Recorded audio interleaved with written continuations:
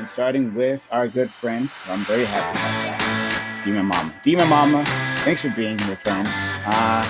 Really nice to have you. Is this the same room, but just like a different camera angle?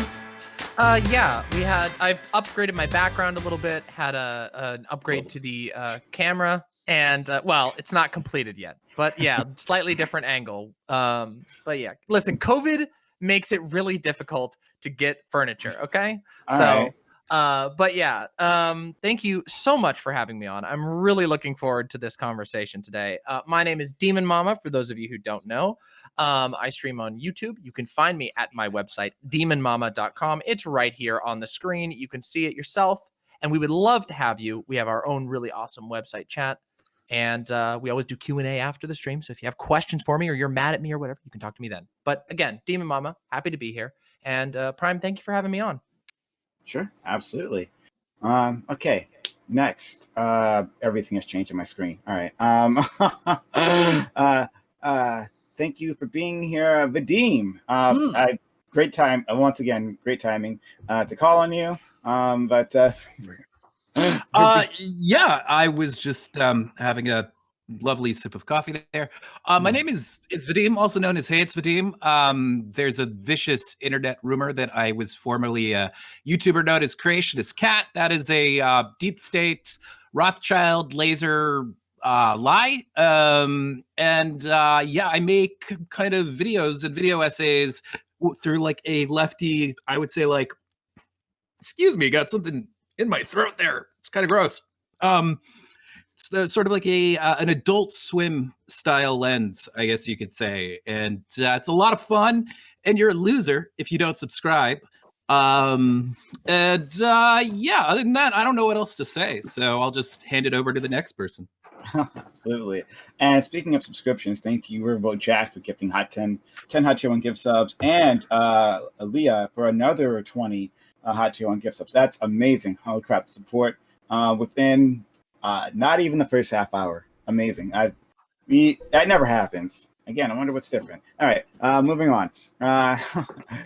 We are going to introduce our friend, Counterpoints. Counterpoints, thank you for being here. Connor, always happy to have you around. You are the conservative apple of my eye. Always happy that you keep accepting my invites. And providing me with topics as always.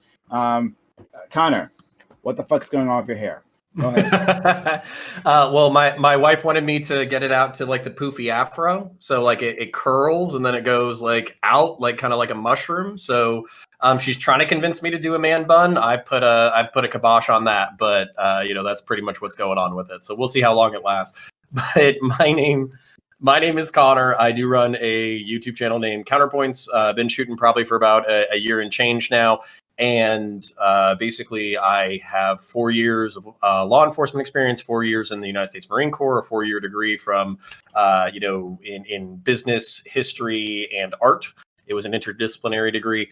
I do like to think that I try to be the rational or reasonable, person with a lot of right-wing sympathies. I try to communicate my left-wing and progressive sympathies. It seems like I piss everybody off at all times, and at some points I'll be fighting with people that I didn't expect to fight at fucking all. So we'll see how this goes. Sometimes it's super chill, sometimes it's super heated. We'll see how it goes. So I'm really happy to be here. Any night where I get to debate this quality of internet nerd on the internet is a phenomenal night. So thank you for having me. Okay, all right. So happy to have you here, and also happy to have this other person who doesn't come on often, but I'm always excited when they're here, right? They bring the content, if nothing else. Hello, Lecture Fan. You know it's you. Lecture Fan. Of course, Prime. No, thanks for having me. I'm a conservative. I've been streaming on Twitch since 2015. I play games. I'm a commercial litigation attorney by day.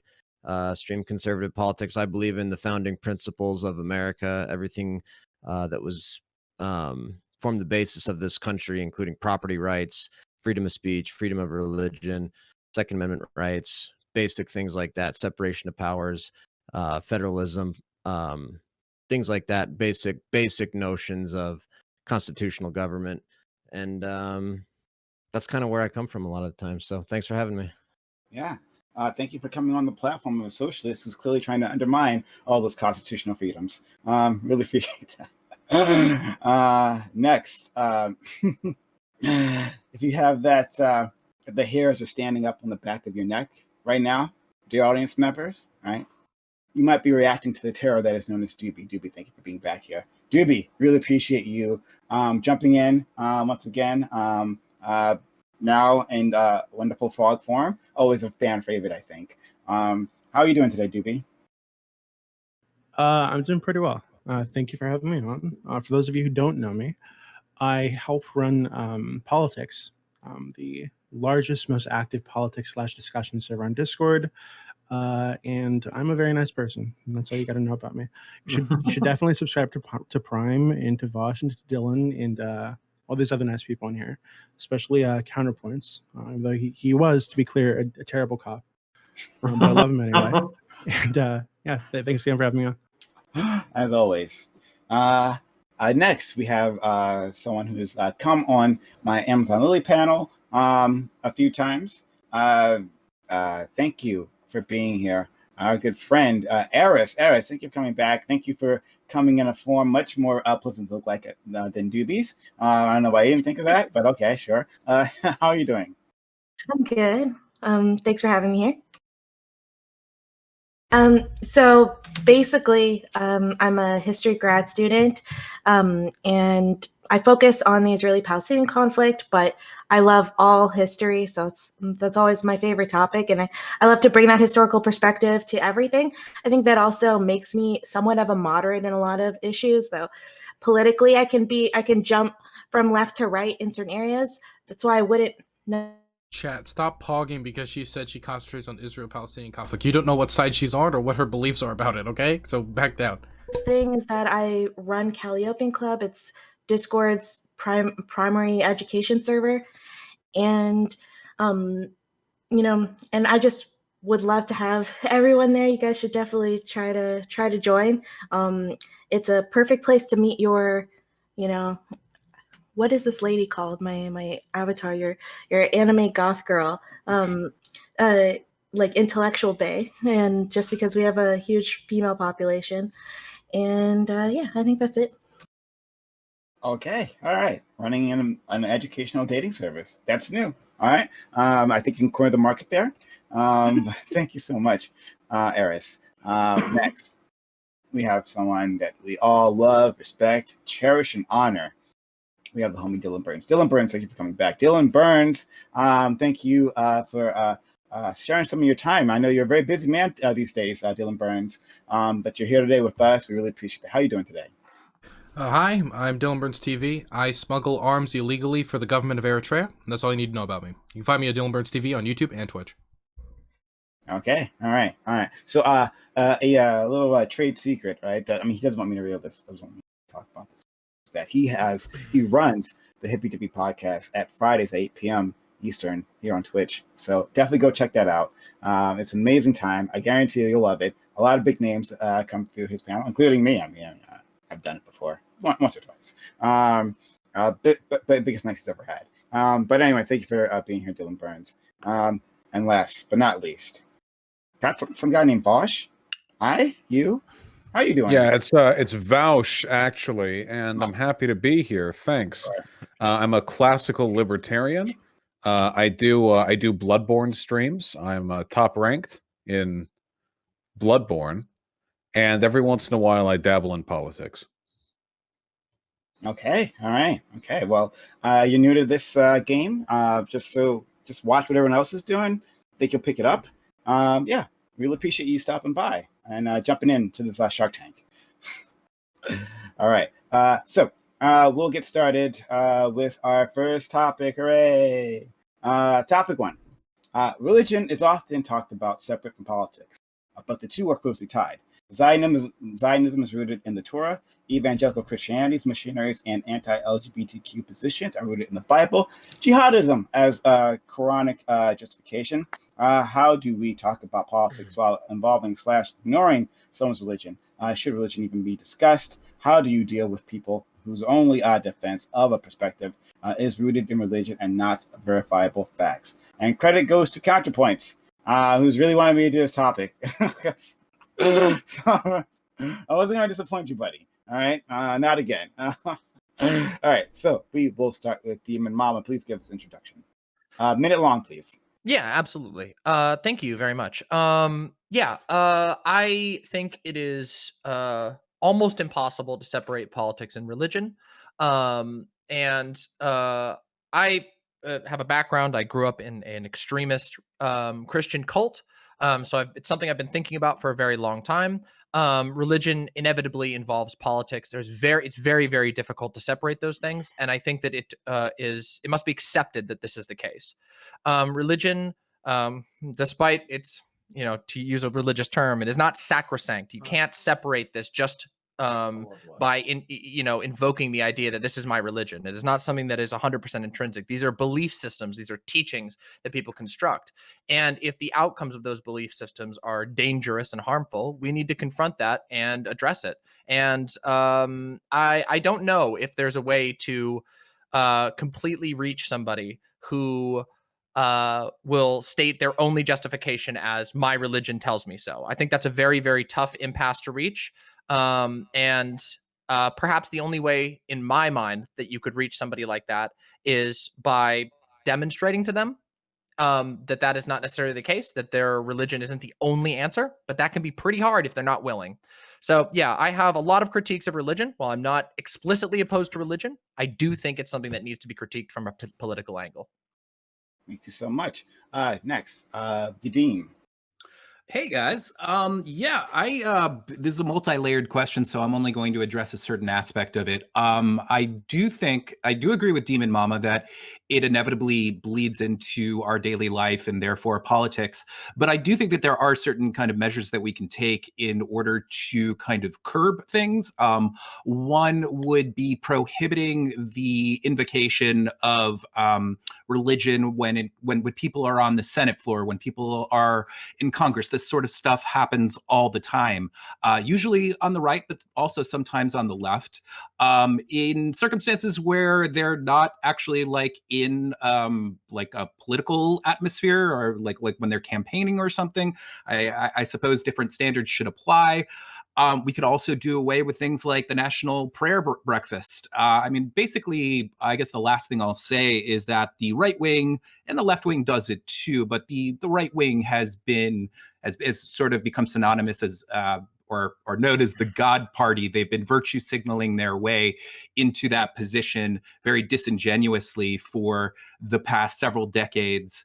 And I do think that there are, like I said, maybe there's other things that I can bring up, but there are certain measures that we can take that I think will take out certain incentives or not incentives, but kind of opportunities for them to do so. And I of course I'm applying that to both parties, but I guess I'm just bringing up the right because they tend to do it a little bit more. So I have more to say on the topic, but I'll just leave it at that for now. Okay, thank you. Let's go. Counterpoints. Yeah, so I think the reason why this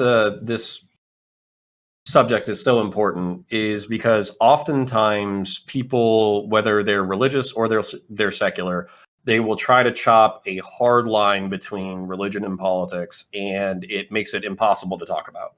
I often get it, not accused of, but I often get called, sympathetic to the left, sympathetic to progressives, because I'm okay with addressing the material conditions, but I also want to talk about ideology. And sometimes when you try to talk about ideology in a broad sense, people just automatically accuse you of bigotry. So the reason why I wanted to bring this up is because if you wanted to talk about the Israeli-Palestinian conflict, I don't think there's a way that you can divorce it from Zionism or the religious ideology of Zionism. If you want to talk about jihadist terrorism, I don't think you can divorce it from Quranic teaching. If you want to talk about Christian evangelicals and their anti-birth control stance, then you can't divorce it from Christianity. So what I'm interested in is the truth. I want to fight it and find it wherever I can. And I think there's a lot of taboo when it comes to talking about religion and politics. And I'll leave it there for now. And I'm trying to break through this taboo tonight. Lecture fan. Well, I would say I would start by saying I reject the assumption in the question that somehow Christian views are anti-LGBTQ. Most the Christianity that I know shows nothing but love and respect and kindness towards LGBTQ people. So the other thing is this notion that there's, you know, these people on the left who, you know, don't have religion. Guys, you saw Demon Mama shake her head. I'm gonna say the same thing in like a minute, and she's not gonna shake her head. She's gonna agree with it. Wait for it. In fact, that's one of the main reasons why communism, one of the first things that communists do when they take over is they ban religion. They ban actual religion. And because the reasoning behind that is because the theory behind communism is that get rid of the religion, get rid of the family, people will then replace, you know, that natural human desire for spiritual fulfillment with communism and socialism. And you know, that's clear if you look throughout history and why communists have always banned, you know, religion. And so this idea that, you know, I guess the main view I support is I support the First Amendment, which means that the government's not allowed to establish a religion, and it's also not allowed to, you know, discriminate and prohibit religions. And so what I see a lot of from people here on the left is sort of a bigotry against religion, and not really a view that's more in the First Amendment, and is more sort of discriminatory and bigoted. Thanks so much. Next, Doobie.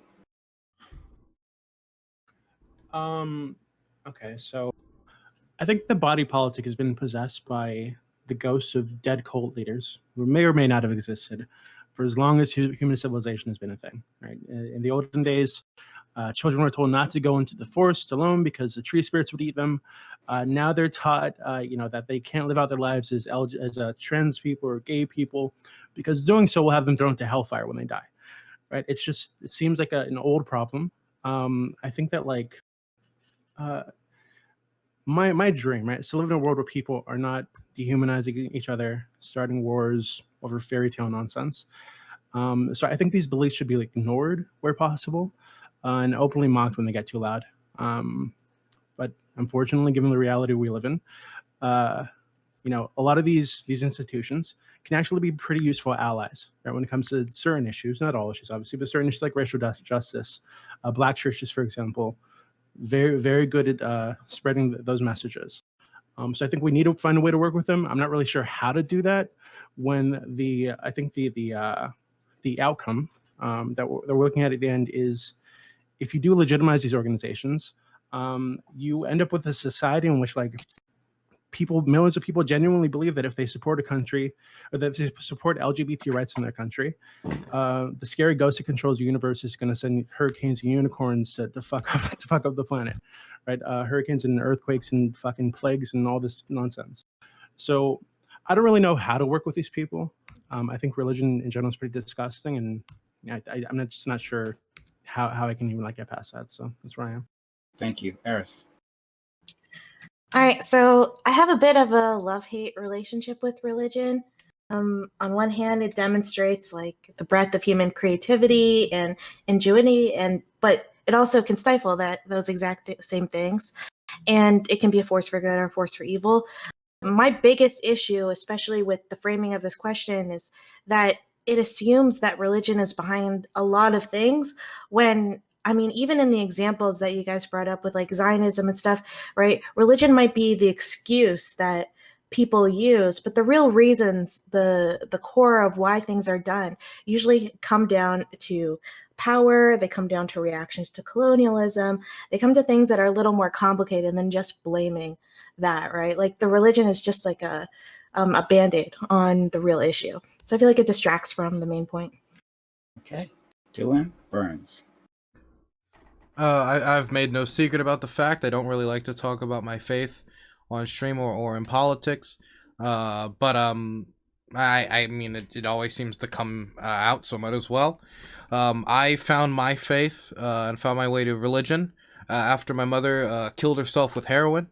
And due to the tragic circumstances of how I found my faith, the way I practice it is delved in the kindness and kindness being shown to others.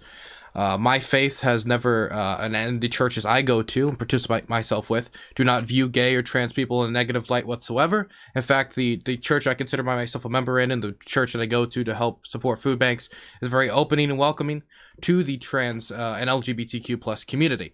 I would say to Vadim about the concerns about the church being involved in certain voting or campaigning practices. I would like to bring up the fact that the black church, as earlier mentioned, has been a very, very big factor in getting black people registered to vote and involved in politics, and restraining that. As somebody who's from a majority black county, Prince George's County, who the black church is an institution of, if they were automatically just completely barred off from politics and religion was completely barred away from politics, I worry about their participation as an avenue to a participation in democracy.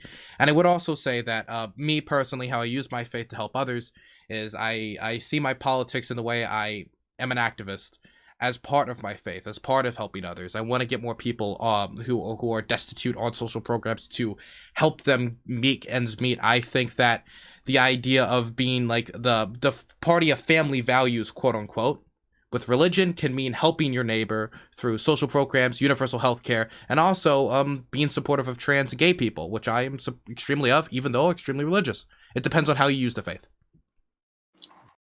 Did you know that about your mother? I'm sorry to hear that, buddy. Yeah, my condolences. Really sorry about that. Next, Vaush. No, not the Vaush. Sorry. Say it again, please. You could pronounce it however you'd liked, and you'd probably be okay. I apologize. It's quite all right. But so I think we have to open by defining religion. Emil Durkheim, a 19th century sociologist, defined religion not as an organized set of beliefs around a deity, but rather a socio-political distinction between the profane and the sacred. And by that definition, our worship of football through the Super Bowl could itself constitute a religion, which it absolutely does by those definitions. By that definition, I think religiosity is an essential component of human behavior. I think humans quite like the sense of community and shared investment that we get from some kind of collective reverence to, it could be anything. It could be a totem. It could be somebody who can throw a ball really far. I don't really care. But organized religion, or mysticism, however you want to refer to it, I think generally speaking has a caustic effect on the human experience. I should say, first off, I believe in freedom of religion. Whatever you want to believe, I think that's fundamentally a human right. I don't think that anyone should discriminate against you for those, for one's adherence to a religion. But the problem is that shared political action and the ability for democratic governments to do what's best for the people relies on everyone living in the same universe. And unfortunately, people who believe in a god or mysticism or some kind of other metaphysical thing or set of beliefs, those people believe in a reality which differs from those which can be empirically tested. And at the end of the day, if a person believes that X is good or bad because God tells them to, the process by which we advance political aims isn't really capable of addressing those concerns. The shared reality is essential because only through shared reality, only by all of us having the same pieces on the table together, can we acknowledge the best way forward. If different people are playing with different hands, different sets of beliefs, different preconceptions about the way the universe works, it's more difficult. The complications get more exacerbated. The equations get harder and harder to solve. And that's my main concern. It is an undeniable historical fact that, generally speaking, the church has been at the opposite end of virtually every civil rights struggle that we've seen in this country and quite a few in Europe as well. The church, by the way of its organization, tends to be a fairly conservative one. There are, however, religious people and religious organizations that have done tremendous good. I think that the human spirit is capable of doing good, regardless of metaphysical or spiritual belief. But I think that there are many bad things that can only be compelled through a belief in the supernatural, which is why I'm concerned about the effect religion has on political engagement. Thanks so much. Open to the panel. Okay. Yeah, I'd like to, just because Dylan kind of mentioned some or called me out a little bit. I just want to say I agree with you for the most part, dude. What I was saying was not that I think that religion should be barred from the political process altogether. And I totally accept exactly what both you and Vaush just said about like not only it having a significant key role in I don't know, the abolitionist, maybe you didn't mention this, the abolitionist movement and civil rights and whatnot.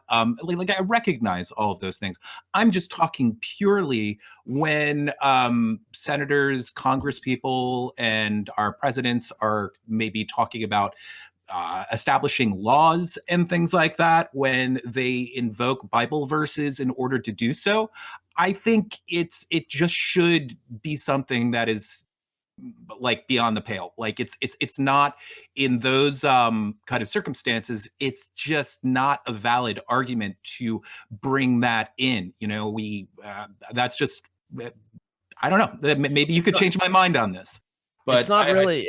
I would say it's not really an argument. They're not really making an argument. It's rather that they're reflecting the population. And in fact, if you go back and like you look at, for example, George Washington's Thanksgiving proclamation, it's almost exclusively about giving thanks to God. And it wasn't because, you know, he was trying to make some argument or political argument about we need to give thanks to God. It was because, no, that's how most Americans felt at the time. And so I think when you see politicians today saying things about God and stuff, they're not making any arguments or saying it should be this way because of this. It's no, that's what they believe, and that's what a lot of Americans believe, and so they should be free to say it. And this hatred for religion and let's excise it out is completely wrong.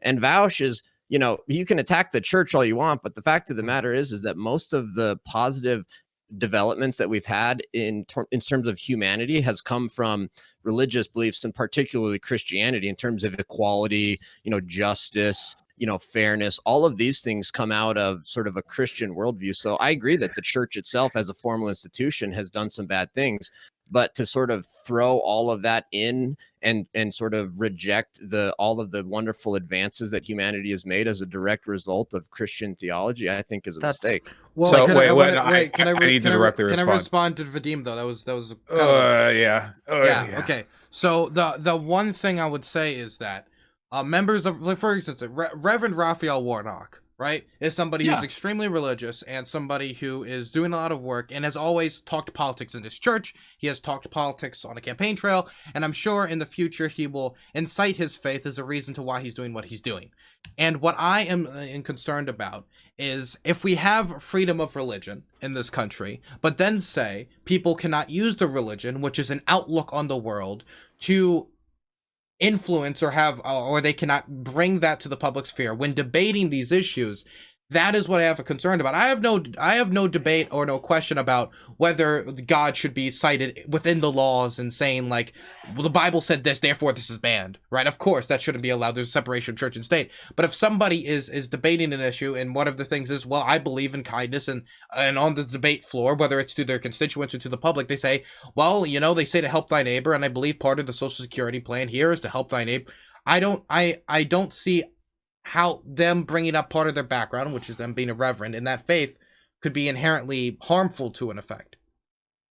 I don't see how it's constructive, or that it's not an argument, because but if it's not harmful, you ban things that are harmful, right? So if it's not harmful, but it's often It's bigotry. used. It's often used to promote. I mean, like, do you know anything about Project Blitz? Do you know anything about, like, I mean, I can name so many examples. You know, there was James Imhoff, who was basically made an argument against global warming.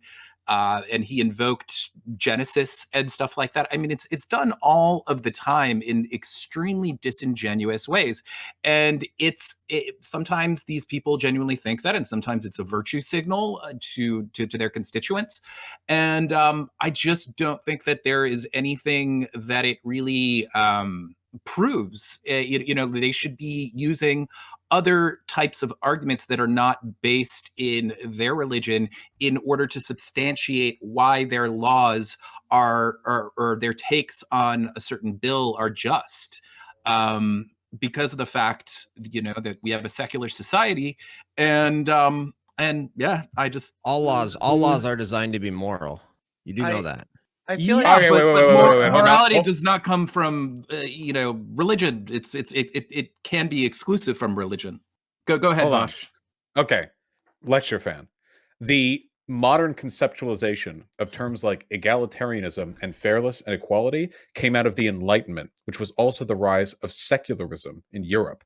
The church had, for millennia beforehand, been the most powerful institution in ordaining hierarchy and aristocratic control of the peasantry. It was the secularists who rose up and argued against that principally. The church has, and this is such an empirical point that you can't really argue against. The church is a conservative organization. Of course it is. The way the church is organized. You would agree with all of this, by the way, if I was talking exclusively in the Muslim world. It's only because we're talking about Christianity that you would disagree with this point. But the church as a conservative organization generally stands against social progress. And because egalitarianism, as we understand it, was only really made a social priority a few hundred years ago, they stood against that too until they had to move with the times. Well, my comment wasn't directed towards your comments about the church, quote unquote, the church, as in the Roman Catholic Church. It was about, my comment was directed towards sort of the entire civilization that was based around almost 100% belief in Christianity, and people that were Christians mostly, and with the Protestant Reformation starting in the 1500s and all the stuff that came out of that. I mean, I'm not debating you about the official organizational, the Roman Catholic Church. I recognize that was, a lot so of our the things understanding of egalitarianism. I'm talking about rooted. rejecting religion and Christianity as a whole and saying that it was Christianity's fault or it was the religion's fault, when it was really the religion's organization. I think I can add some Everything nuance you here just that said might be useful. When I talk about religion, and I've been talking about religion for a long time, and again, this is obviously anecdotal to my own personal life story. That I grew up in a pretty extreme Christian cult. When I talk about religion, I agree. I tend to agree with Vaush's initial statement that religion is a very broad term. And that's why when I'm talking about religion, I tend to focus on dogma and traditionalism. And these are two things that I identify in a lot of religious structures that are, in my opinion, very, very dangerous. And it doesn't really matter whether you're talking about the Catholic Church, the Roman Catholic Church, or many Protestant spinoffs, like, for example, the cult that I grew up in. These churches utilize dogma and traditionalism, often very, very twisted and manipulative, in order to control people's thoughts and behaviors and to influence politics. And I do think that that's incredibly concerning. For example, I mean, there are many Protestant cults that exist all across America, and also Catholic ones, by the way. I mean, we covered extensively on my channel one of these recently. But there are all of these little spin-off cults that are tiny, but nonetheless are organized and utilize both dogma and traditionalism to isolate their members from having access to any information. They teach them, thought-terminating cliches. They manipulate them for money. They make them reliant on them. Then they push them to political ends that further isolate them. We've seen this in, a great example that most people know about that's very explicit is Scientology. But Scientology is hardly the only one. This structure exists in all kinds of religions. Nobody disagrees that cults are bad. You're making a point. Cults are bad. Okay, but everybody. But the Catholic Church is just a massive cult. Saying that cults are bad is not some profound point. So then what the We're next step that you guys are taking, which is where you go wrong, is you take a single anecdotal experience with a cult, or you take the existence of all these cults, and then you take this next step, which is very prejudiced and bigoted, to then say, because there's a bad wait, okay, hold on. Now I'm going to throw out all of religion and point. all of Christian belief and all of these other beliefs that people have. No. I never. Wait, I want to clarify something. Wait. We need to isolate a point here really quickly. Lecture fan, this is the third or fourth time you've bitched about persecution against religious people. What persecution? What bias? What are you talking about? I'm talking about you guys commenting and saying, "Oh, religion is terrible, and we got to get religion out of public life, and religion is evil, and religion is responsible for all this evil." And it's like, look, there's literally hold on. Things, but that's no reason to throw out religion as a whole.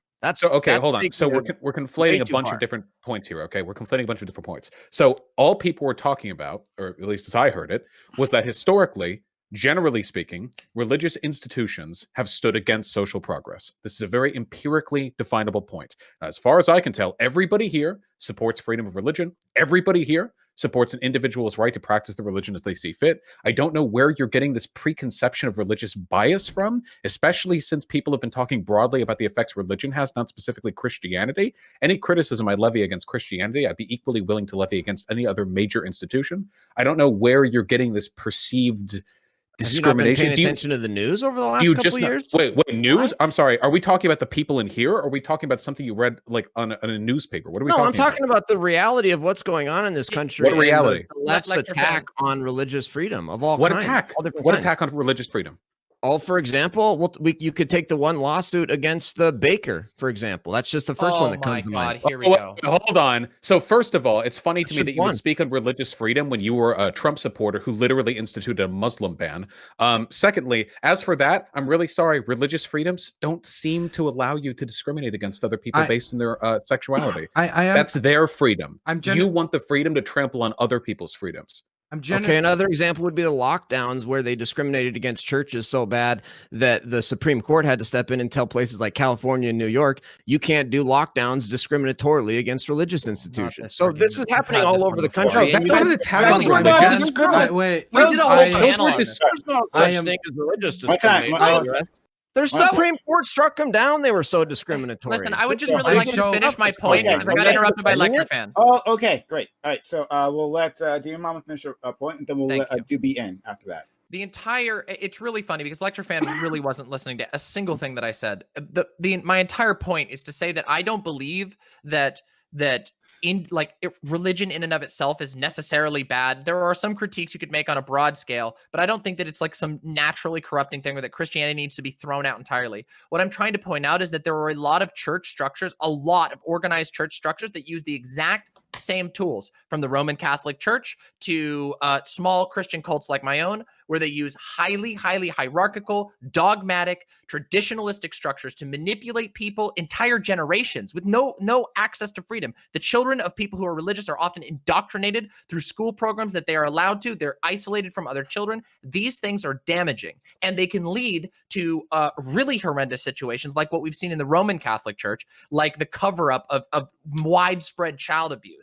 And this has been going on for decades, as far as we can tell. Lots and lots of harm. These things can't be ignored or hand-waved by you playing some weird, like pre-prepared set of like dialogue options that you spit out about how you're persecuted for being a Christian. Nobody here has talked about that at all. Okay, so we're gonna go to Doobie, then Vadim, then Aris, then Connor with his fucking spirit fingers. God damn it! You know I hate that. Doobie. Yeah, I think I just feel like you guys are kind of putting you've taken like a bow tie, right? And you slapped it on this religion turd, right? And you're talking about how they support charity and they support you guys, maybe your specific sect of this cult supports trans rights and gay rights, but the reality is it's been less than 10 years since the United States recognized gay marriage as a right. Right. And the reason that took so fucking long is because religious institutions sit on the other side of that battle and use all of their influence to fight us on it, right? So yes, sometimes religious institutions do good things. Sometimes they support charity. Sometimes they'll support racial justice. Most of the time throughout history, they've actually supported oppressing people for who they are, the people who they love. You have states in this country today where children are being put through gay conversion therapy because they've been taught their entire lives that, hey, if you feel this certain way and you act on this way, you're gonna fucking go to hell. That's what religion looks like. You do realize that it was Christians who started the abolition of slavery movement, right? Okay, that's great. Okay, yeah, the Quakers. Because everyone was Christian at the time. The Christians were also the ones doing the enslaving. What does that mean? Yeah, so in the South, you also had preachers preaching that black people are literally subhuman. These were animals, and therefore, the white race was meant to rule over them because God had given them the earth and all the creatures within it. This is so. Yeah, of course. Sure, I mean, the Quakers existed. To be fair, Doobie, out of all the people to go after, wait, Doobie, out of all the people to go after, no, out of all, no, I'm not gonna let that slide by, Doobie. Out of all the people on the planet to come out and say, "Wow, I can't believe all this whole sect over here going after black people and all these minority groups. You run the politics server, dog. Your server's fucking full of Nazis. You're gonna come out and pretend to be the fucking high and mighty on that shit? Get the fuck out of here. Come on, man. Yeah, I am. So my server is very politically diverse. This is true. We have plenty of anarcho-communists. We have normal communists. We have fascists. We have conservatives and liberals, and we have every fucking thing on that server. Okay, we have a channel on the server dedicated to a Buddhist monk who comes on every week and does a guided meditation, teaches people about Buddhism, right? From Burma, by the way. I think he is. I think his internet is shut off right now because of the takeover or whatever. So yeah, my server is very politically diverse. I'm very proud of that. So yeah, I am going to be Is that in between like Holocaust denial talks, or like when was the Holocaust denial presentation? The way that you fight these people is you get them out in the open and you tell them how fucking stupid their ideas are. So yes, we do have Holocaust denials on the server. And when they come out, they're shit on by everybody, and it's great. I love it. Okay, all right, let's go. To wrap it up really quickly. Christianity is a really toxic force in this country. I don't think that, saying, 200 years ago, 300 years ago, some of them were anti-slave. That's great. 10 years ago, right, we were having to fight Supreme Court battles because these people wouldn't let gay people get married. Right? That's the reality. Okay. Today, children are being put through gay conversion therapy because you're fucking God.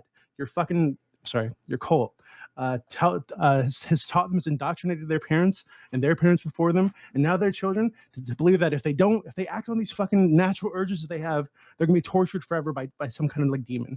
Right? That's pretty fucked up. So yeah, I would like to totally wipe out the influence of your religion, of your fucking cult. It's pretty gross. I don't think it's gonna happen anytime soon. So yeah, in the meantime, I think that we should minimize it wherever possible.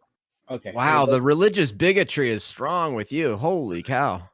Okay, wait, hold on. I want to be really, really clear. Religious bigotry means being prejudiced against people for their religion. If you have an institutional opposition to religion as a concept, that's not religious bigotry. That would be like saying a person. What does he mean when he says he wants to wipe it out? Wipe out religion as in the concept of religion, not a specific religion or a specific group of religious people. Wait, hold on. Charitable. Wait, hold on. I'm a gender. Wait, hold on, lecture fan. I'm a gender abolitionist. I don't like gender as a concept. I think society would be better without it. Does that mean I'm sexist? I'm a racial abolitionist. Does that mean I'm racist? An opposition to institutions is not the same as discrimination against individuals for their individual practices. Okay, that's a charitable view of what he said, and it's not what he said. He was talking about specifically Christianity and wanting to wipe it out. That's religious bigotry. Wait, hold on. Let's ask them. Did you just mean Christianity? No, I mean just about every religious institution. I think there are good things that religion teaches, right?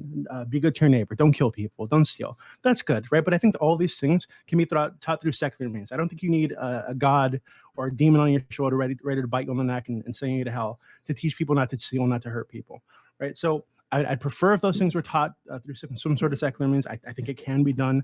I've seen it done.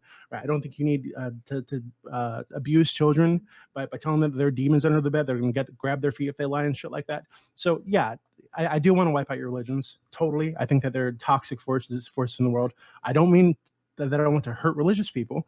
I just think that we shouldn't allow people to be indoctrinated to fucking toxic. So you want to teach people about all of these values and principles that came from religion, but you want to get rid of the religion that brought you those values. I just want everyone to remember real quick.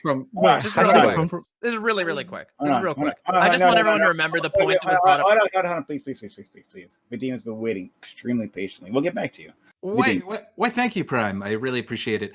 So yeah, I want to backtrack a little. LCTR fan, am I saying that correctly? What the hell are you talking about when you're saying that Christians were discriminated against with the lockdown? That was applied evenly everywhere. And it wasn't. Nope, it was not. It absolutely was not. And I can explain it. You want to ask? You want me to explain it to you? Because you're asking me a question. I can actually explain it to you. Yeah, but I'd like, preferably, I'd like to continue what I'm saying. Because, I thought you were asking me a question. Well, I am asking you a question, but I'm just kind of emphasizing the fact that yes, this was not. I mean, first of all, there are no. It wasn't just Christian churches that mosques.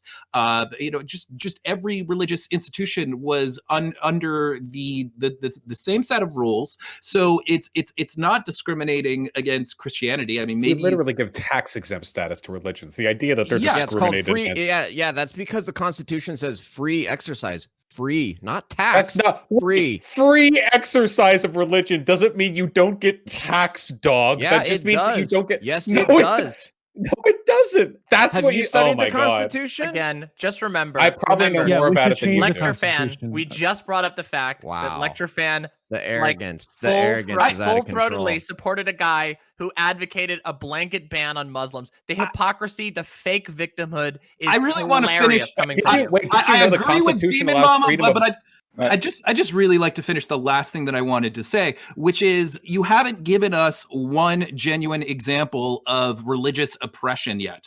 Wait, can we talk about how at the least against Constitution- Christianity? Can we talk about how the Constitution guarantees freedom of movement, but there's still a gas tax? How fucked up is that? Are toll roads even constitutional? Oh my God.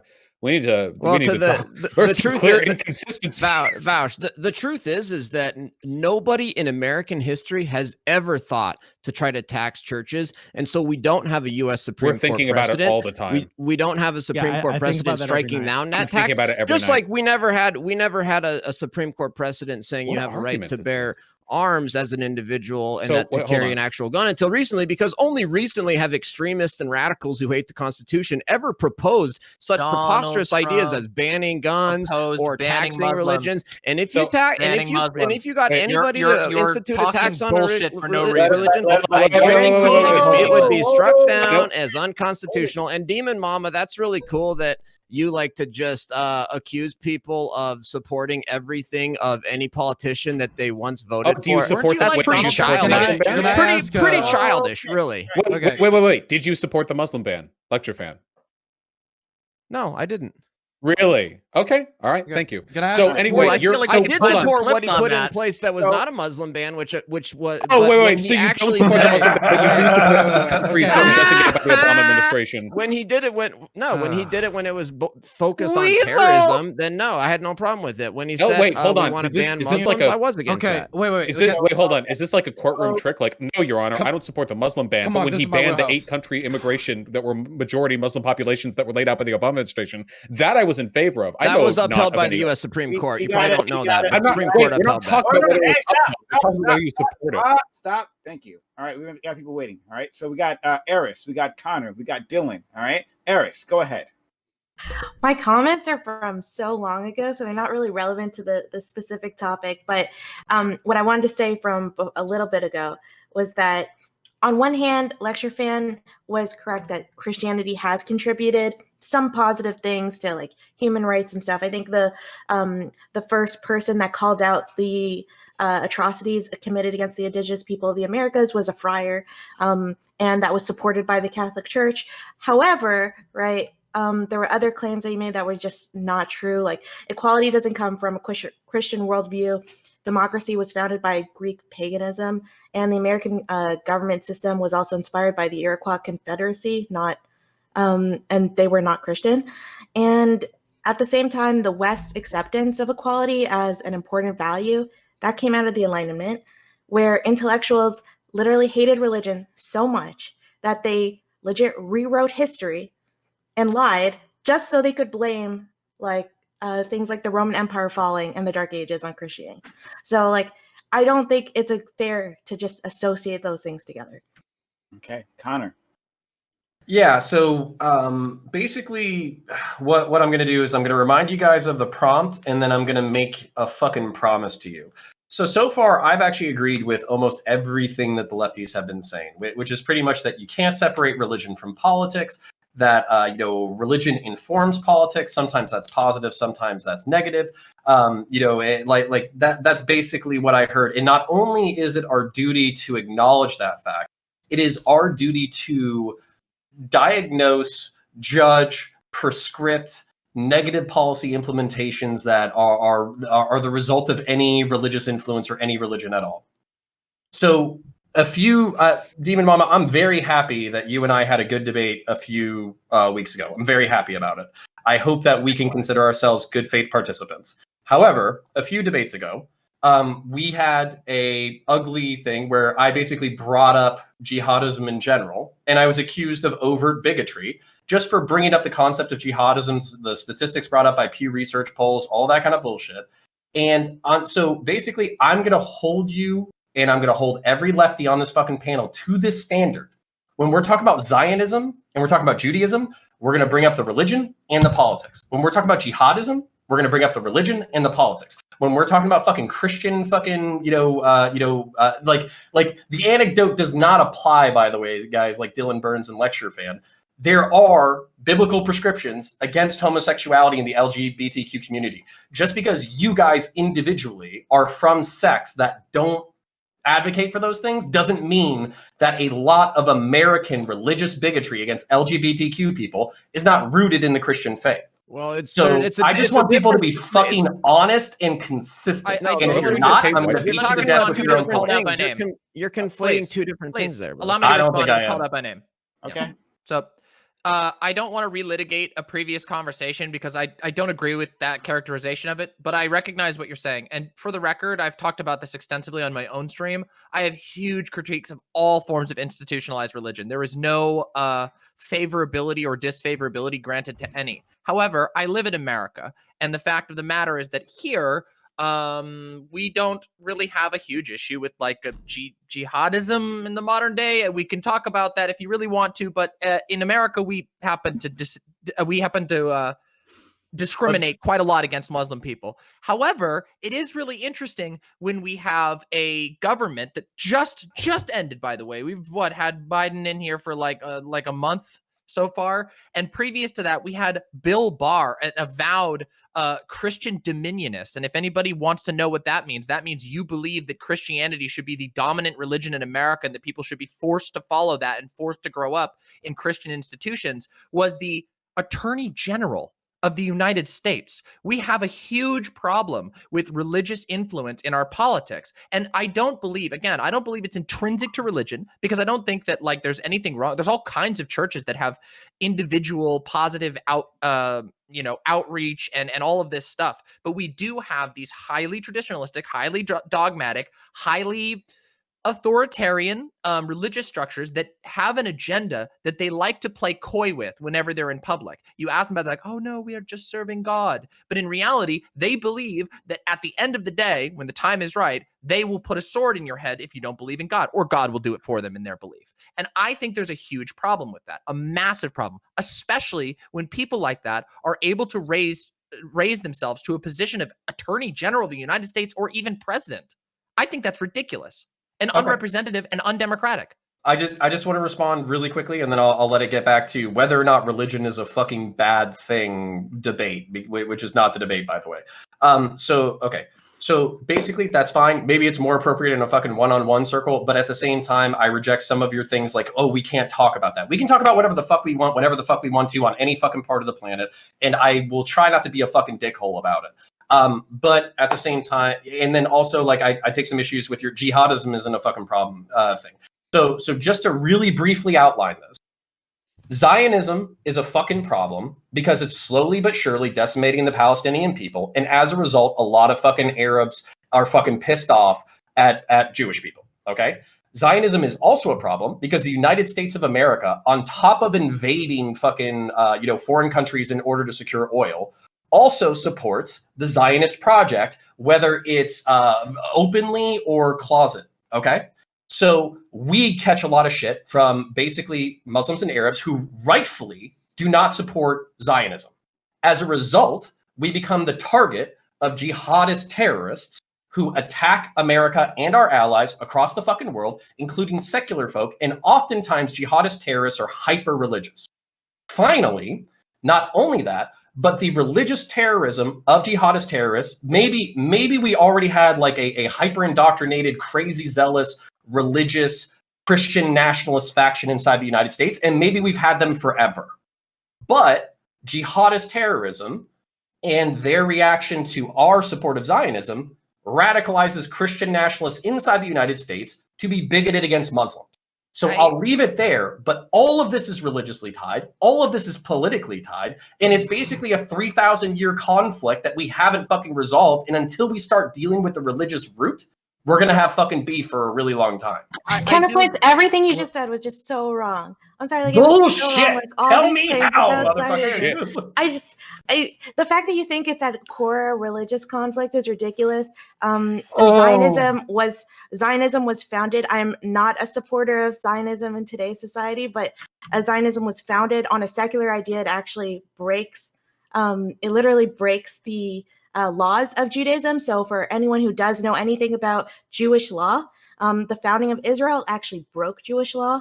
So and to this day, it's often still not supported by the very religious. Please explain, because you said everything I said was wrong, and I can't believe that you're literally telling me that part of the Jewish faith is not to fucking, at one time, the prophecy is that the Jewish people will occupy between the fucking Tigris and the Euphrates and the fucking do you know when Nile. Do you know when the Torah says that? It says that it should happen after the Messiah comes, right? Okay. Most Jews don't believe the Messiah has come. Therefore, it's breaking Jewish law in order to found Israel, right?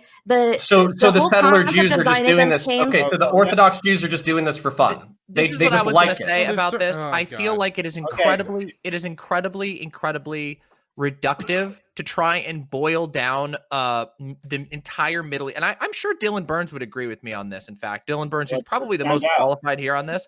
But that to try and boil down the entire history of Middle East conflict and what might motivate people to be combatants against us to just religion seems to me very ridiculous. Okay, It's so ridiculous, let me tell you how it's not. I don't give a infantilizes the fuck. population. I've been waiting patiently. I've been a good boy and I've been waiting, okay? So there's a million things I wanted to say, over a million different parts, because there's been multiple times that my kind of wheelhouse has been brought up. Some of it's too far gone, so I won't touch on it. The first thing I'll touch on is the Muslim ban. So it is true that the list of nations that were put up, the majority of them were Muslim majority, but some of them were nations like Venezuela. I believe North Korea might have been on the list, but there were lists outside that did not follow the Muslim faith.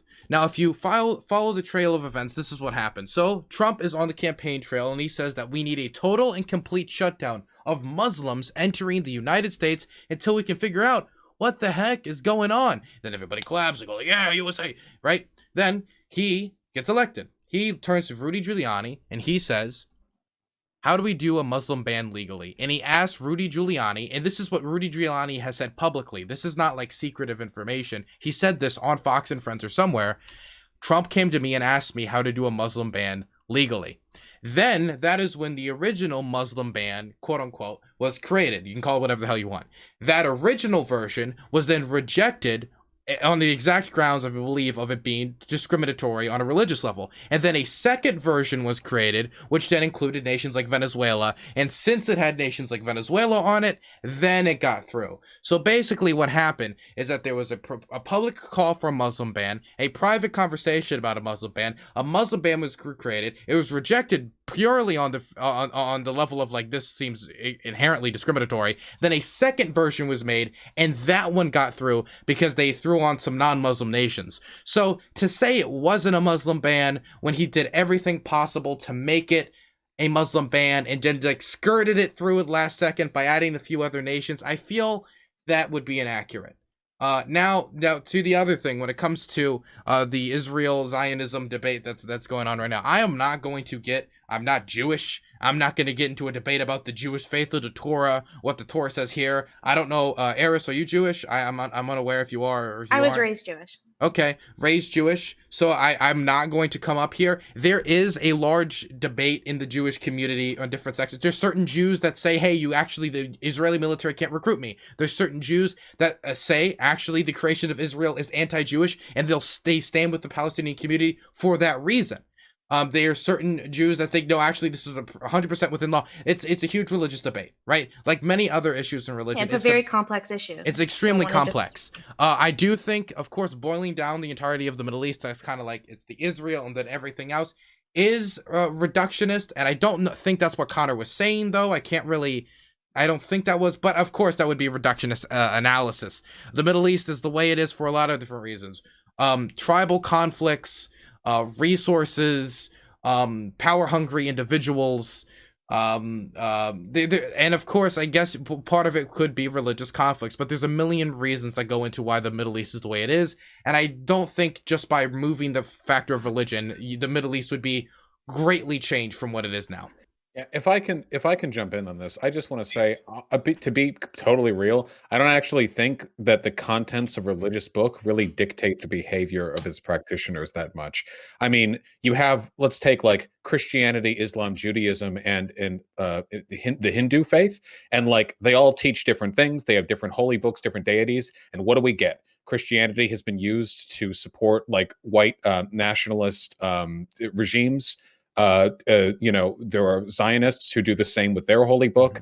There are Muslims who do the same with their holy book. There are Hindus who do the same with their holy book. The Shinto religion in Japan, they still have a very strong ethno-nationalist streak in there, which they've justified in part with like the cultural supremacy that they base Shintoism in. Like it just seems like no matter what the actual text of the holy book is, people tend to gravitate in pretty predictable ways. I think generally speaking, the actual contents of a religious text are almost irrelevant. Usually they're just a way of spiritually bolstering the desires of the conservative wing of any given civilization. That's my guess. That just seems to be a very accurate predictor based on what I've seen historically. There are still some differences, and especially, by the way, the less you involve politics in it. If we're talking about individual faith or individually practicing one's religious beliefs, then I think this is much less applicable. But when we're talking about the way countries interact, I think it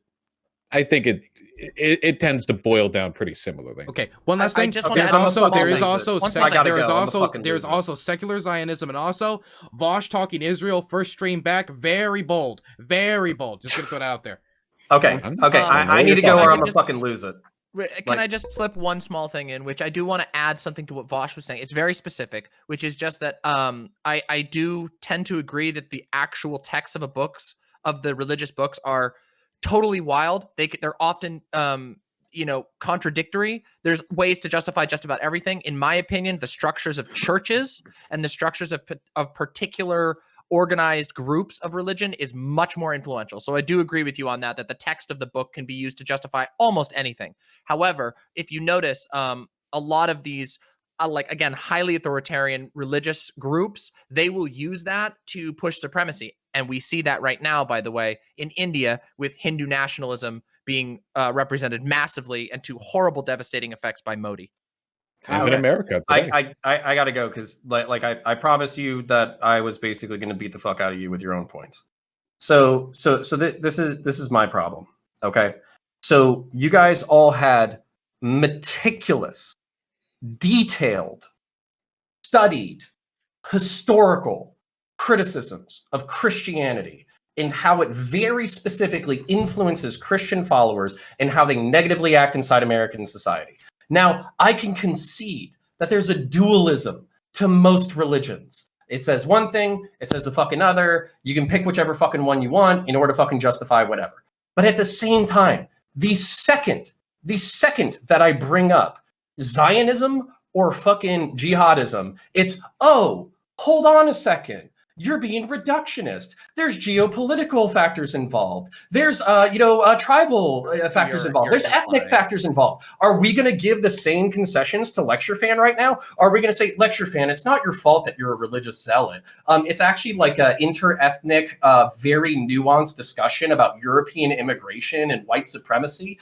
So actually, it's not your fault that you're a fucking, you're not personally a bigot for LGBTQ stuff, but it's not your fucking fault that the book that says specifically, very specifically anti-LGBTQ shit, it's just a fucking roll of the dice. Wait, hold on. People believe what they believe. No, I'm not done yet because basically I'm trying to not have a fucking stroke over the fucking lack of consistency. Calm down, please. It's all right. Be consistent. I'm really confused. Be consistent. So wait, as I understand it, nobody was saying Christianity leads to these side effects because of X or Y in the book. When people were talking about the effects that Christianity has in society, they were pretty geopolitical or pretty just this is what religion does generally. Okay, so this is your point. Christianity hates the gays because of geopolitics. That's your point? No. Christianity allows... I can explain this to you.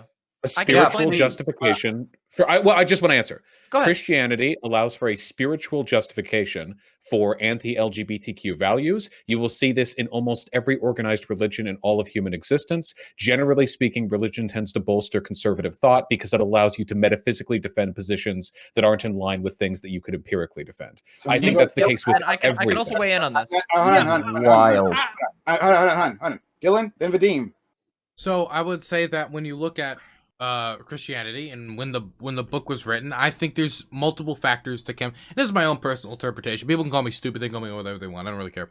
My personal interpretation Dumb. is I would like to cancel. Said you wouldn't Vaush care. This is why I left the left. Okay, that's You said you wouldn't why I care. left the left. This is why I'm leaving the left. But the thing is, I think is partially, is the word of God, and then man translated the word of God on the paper, and if you are powerful individuals translating the word of God, a few of them might put their own personal beliefs from a personal time, a time long past, into that book or into the specter around the religion. There is a lot of debate over religious texts for this reason, among other things, with complications with translations and other things like that. And I think a lot of it has to do with people who lived back in the day, looked at this opportunity and was like, you know what? I can just put what I believe in here. You know what? Shellfish? I don't like shellfish. You know what? I'm putting this in here, right? I could see that as being a heavy influence on that.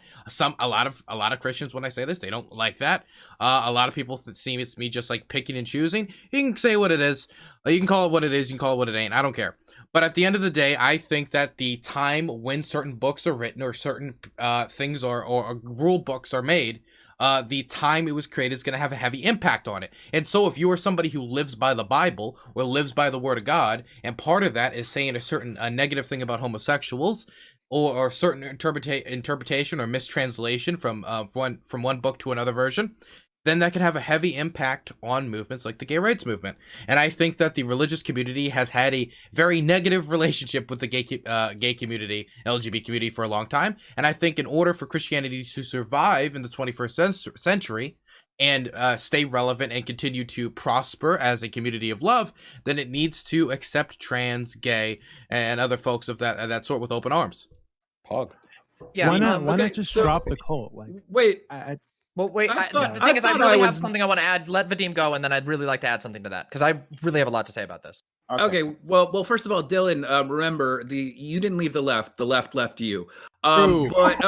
But next, I feel like we're really straying away from the topic here, and the reason is, I mean, I think we can all agree that the power structures that are just built in America, or the power structure in America, is when it comes to religion, is essentially Christianity. And that's why we're talking about that. If we were having some sort of debate about global policy, or international policy and whatnot, it would be more relevant. But the reason why we're the reason why we're specifically honing in on Christianity here is because that happens to be the you're not going to see people like Rashida Tlaib or can you, Connor, man, your sparkly hand gestures are just really starting to they're throwing me off, dude. Sorry, my bad. It's okay. You got to be prepared. I know. I'm easily distracted. I'm like a cat, dude. I'm easily distracted. You just put something, wave it in front of me, and I'm just like. But anyway, back to what I was about to say. You're never going to see Rashida Tlaib or Ilhan Omar. I mean, I really doubt it. So somebody correct me if I'm wrong. You'll never see them invoking the Quran in order to justify some of their laws, and there just is not. In terms of the Islamic community, I would say the Jewish community and other religions besides Christianity, there are not any groups that are powerful enough to shape our laws and that are kind of invoked just all the time by our major political parties. So it becomes germane to the conversation in order to discuss specifically Christianity within this whole conversation that we're having. No counterpoints. It's my turn, my friend. Can I? Oh, fuck No. me. No, you can't. Control yourself, sir. Can you fuck me? I'm sorry. Yeah, we can talk about Metaphorically. Yeah, no, not metaphorically. After the panel, hit me out. Okay. Weird.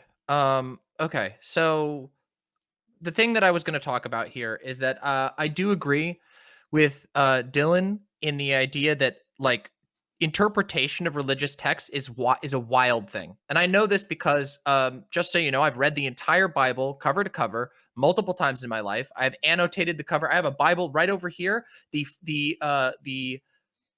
new study Bible, and it has 4 different translations with annotations on the bottom, and my notes fill the margins. I used to literally study the Bible and try to figure this Nerd. stuff out. You can justify just about anything you'd like in the Bible if you know how to do it enough. The problem, the thing that the Bible gets used for is it gets used as a bludgeon by which people can dominate a community. And the way that this happens is by often through literalism is one of the ways that it's done. But the funny thing about literalism, just like with constitutional literalism, it doesn't actually exist. It's just people asserting that their version or their read of it is the true version because God agrees with them. And that is dangerous. And it is incredibly dangerous when churches can become isolated. And again, they will self-isolate sometimes, isolate children. I've known so many people, like, God, I could tell you stories. This is one of the main things I've studied in my life. The people who become isolated from other social groups, they become completely insulated to the social group. They repeat these takes that are taught to them by a leader figure. Depending on the size of the organization, it could be a tiny cult of 10 members to a church that spans the globe. And they use this as a way of wielding political power. And we have to be aware of that. And by the way, I think this happens in many different religions, not just Christianity. I'm just most familiar with Christianity because it's been a huge chunk of my life, unfortunately, and not positively in most cases. There are many communities that do not exist like this, but we must acknowledge the danger of such communities. While religion can be certainly healthy, and I do believe there are many great teachings that can be taken from the Bible, I say this as somebody heavily critical of Christianity, but also who actually knows the text quite well. There are great things that can be learned from that. But what we have to acknowledge is that it is used as a tool to wield political power, and that is a problem. And we should call that out when it's done. And also, to grant you a little bit of an olive branch counterpoint, I do agree that this happens extensively in Islamic organized religion as well. I literally just brought up Hindu nationalism for a very good reason for that. Yeah, there's tons of examples of this, but we have to pay attention to the way that it's used and the way that it influences politics. So Okay. we agree. All right, Religion's canceled. yes, absolutely. That was the I think end result of all this. So what we'll do is we're gonna go to closing statements on this. You all get a chance to say your piece. I'll consider that yours, dear Mama. Okay, I will start with Vadim then. Okay, well, I don't know how much I have to say that hasn't been said. I really, really, really have to pee right now, which is probably a little too much a little too much information, guys. So you know what? You know what? I'd like to go take care of that and then say my 2 cents if that's cool. Because yeah, Okay, all right. I like how his discussion on how he needs to move on took. Bash. We'll go Bash now. His discussion about how we need to move on took 60 seconds, and that's how long your ending statement should be. I like that. And friends who are religious. I don't think religion makes you a bad person by any means. I just think that it has really caustic effects on political discourse, which is why I believe in separation of church and state. The past, well, actually forever in America, has been an ongoing process of religious conservatives and extremists trying to undo the constitutional separation of church and state. They have tried to worm it into public life in every conceivable way.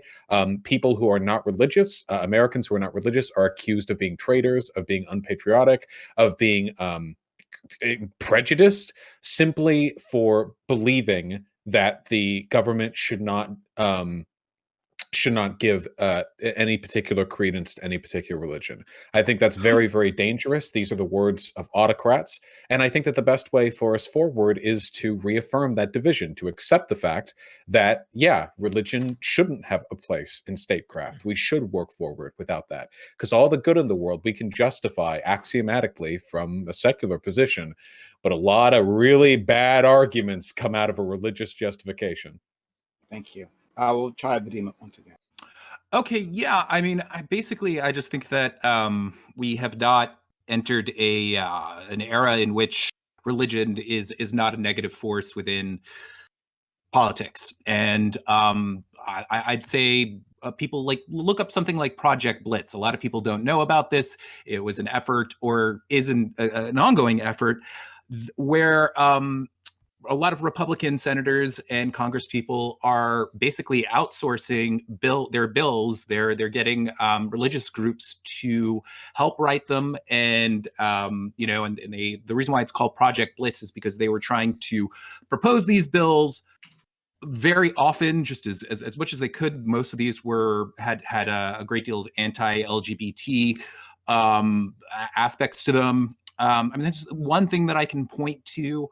I mentioned earlier that I really think that something like the National Day of Prayer should be eliminated because, well, if you really look into it, it's an opportunity that basically, I mean, it's has very little to do with religion. I mean, of course it does on the surface, but you have all of these different kind of sorry, I'm a little scattered here.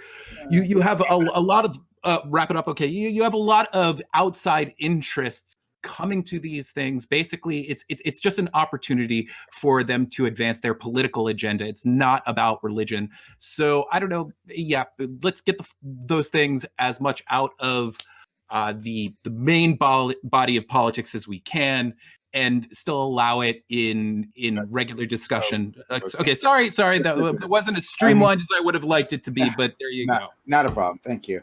Lecture fan. Well, so one thing I've noticed about on this panel and a lot of other panels is that whenever I start to talk and whenever I start to say something that's truthful, all the leftists freak out so bad. They all start, oh my gosh, it's like when you tell the truth to a leftist, it's like showing Dracula the cross. And every single one of you on this panel started to talk over me, and everybody got so triggered and so bugged just because I was saying the truth, and everybody started freaking out and talking over. It happens all the time. It's the same thing. And I just wanted to point that out because it's so obvious. Meanwhile, nobody else gets interrupted like I do. And I can say 1 minute worth of speech and it freaks people out so much they can't handle it. They have to talk over me and they can't control themselves. You know what a lot of you guys are talking about shows a total misunderstanding of what separation of church and state means. And, you know, if your guys' desire to totally eliminate any kind of religious reference from public life is actually you imposing your own religion on the rest of us. And so I'm sick of you atheists trying to shove your religion down our throat and trying to force your atheistic religion on this entire country and totally eliminate all references to religion from public life and quit trying to shove your atheist religion down our throats. All right. I genuinely can't tell if it's a troll. I don't know. Okay. All right. Well, all right. Nothing else down his throat. Got it. Thank you, Lecture fan. Go ahead, Doobie. Lecture fan, I just want to give you some things, I guess, for giving us like a good look at the irrational victim complex of the Christian trumpet fan, like in action in the wild. That was kind of crazy. I don't think we actually got anywhere near the topic, right? Which is how do we interact with these people? How do we engage with these people in a political setting? I mean, like Lecture fan said earlier, that taxing religious organizations is like oppression or bigotry or some shit like that. Anti-religious freedom, I guess religious freedom means that they don't have to pay any tax money. That's kind of insane to me. The truth is, I don't know how to engage with people like that, right? So I don't think I'm anywhere closer to that, unfortunately. I still think Christianity, Islam, a lot of these religions really toxic forces in our society. And yes, I do want to wipe them out. That doesn't mean kill people. That means I don't want children to be indoctrinated into these things. I think it's pretty negative. So yeah, that's about it. I'm glad to move on from this topic. Harris. I think it's just important to not vilify religion, but rather vilify its use for evil. Would you say that the war in the 40s was caused by the tanks? Religion is used as a tool, and just as any tank can be used to stop the Holocaust, it can also be used to commit atrocities. So legislating those tools is the way to go, and educating people so they can be critical of when their faith or their religion is being used as propaganda for someone else's ends is also important. The core of the problem here, and what people have been talking about, is greed, bigotry, inequality. And the truth is that if we didn't have religion, those things would still be here, and it would not solve our problem. The homie Dylan Burns.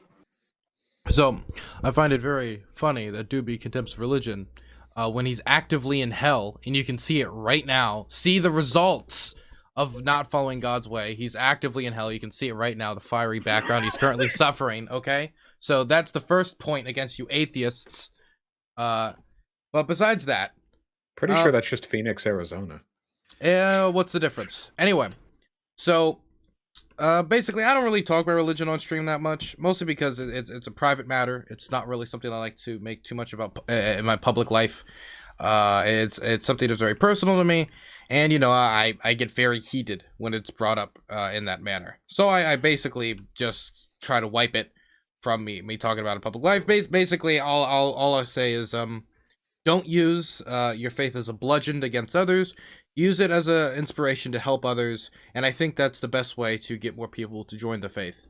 I think that the Christian community in the United States lost a lot of people from its movement due to its rabid homophobia and throughout the country. And I think it could get a lot more people into loving arms and into the good things that the church does: food banks, housing, get connection to housing programs, helping the homeless, stuff that I deeply appreciate. If we were to divert from those types of tactics, and that's all I'm gonna say. Okay. Let's go to Connor. Last word on this. All right, Prime, I'm going to go for a second. I'll try to make it fast, but you might have taken a decade off of my fucking life by making me wade through all that shit for the past 15 minutes. So I will look at the fucking prompt and I will read it to you guys again because we ended up nowhere near the fucking prompt. Religion is often talked about separate from politics, but the two are closely tied. Zionism is rooted in the Torah, blah, blah, blah, blah, blah.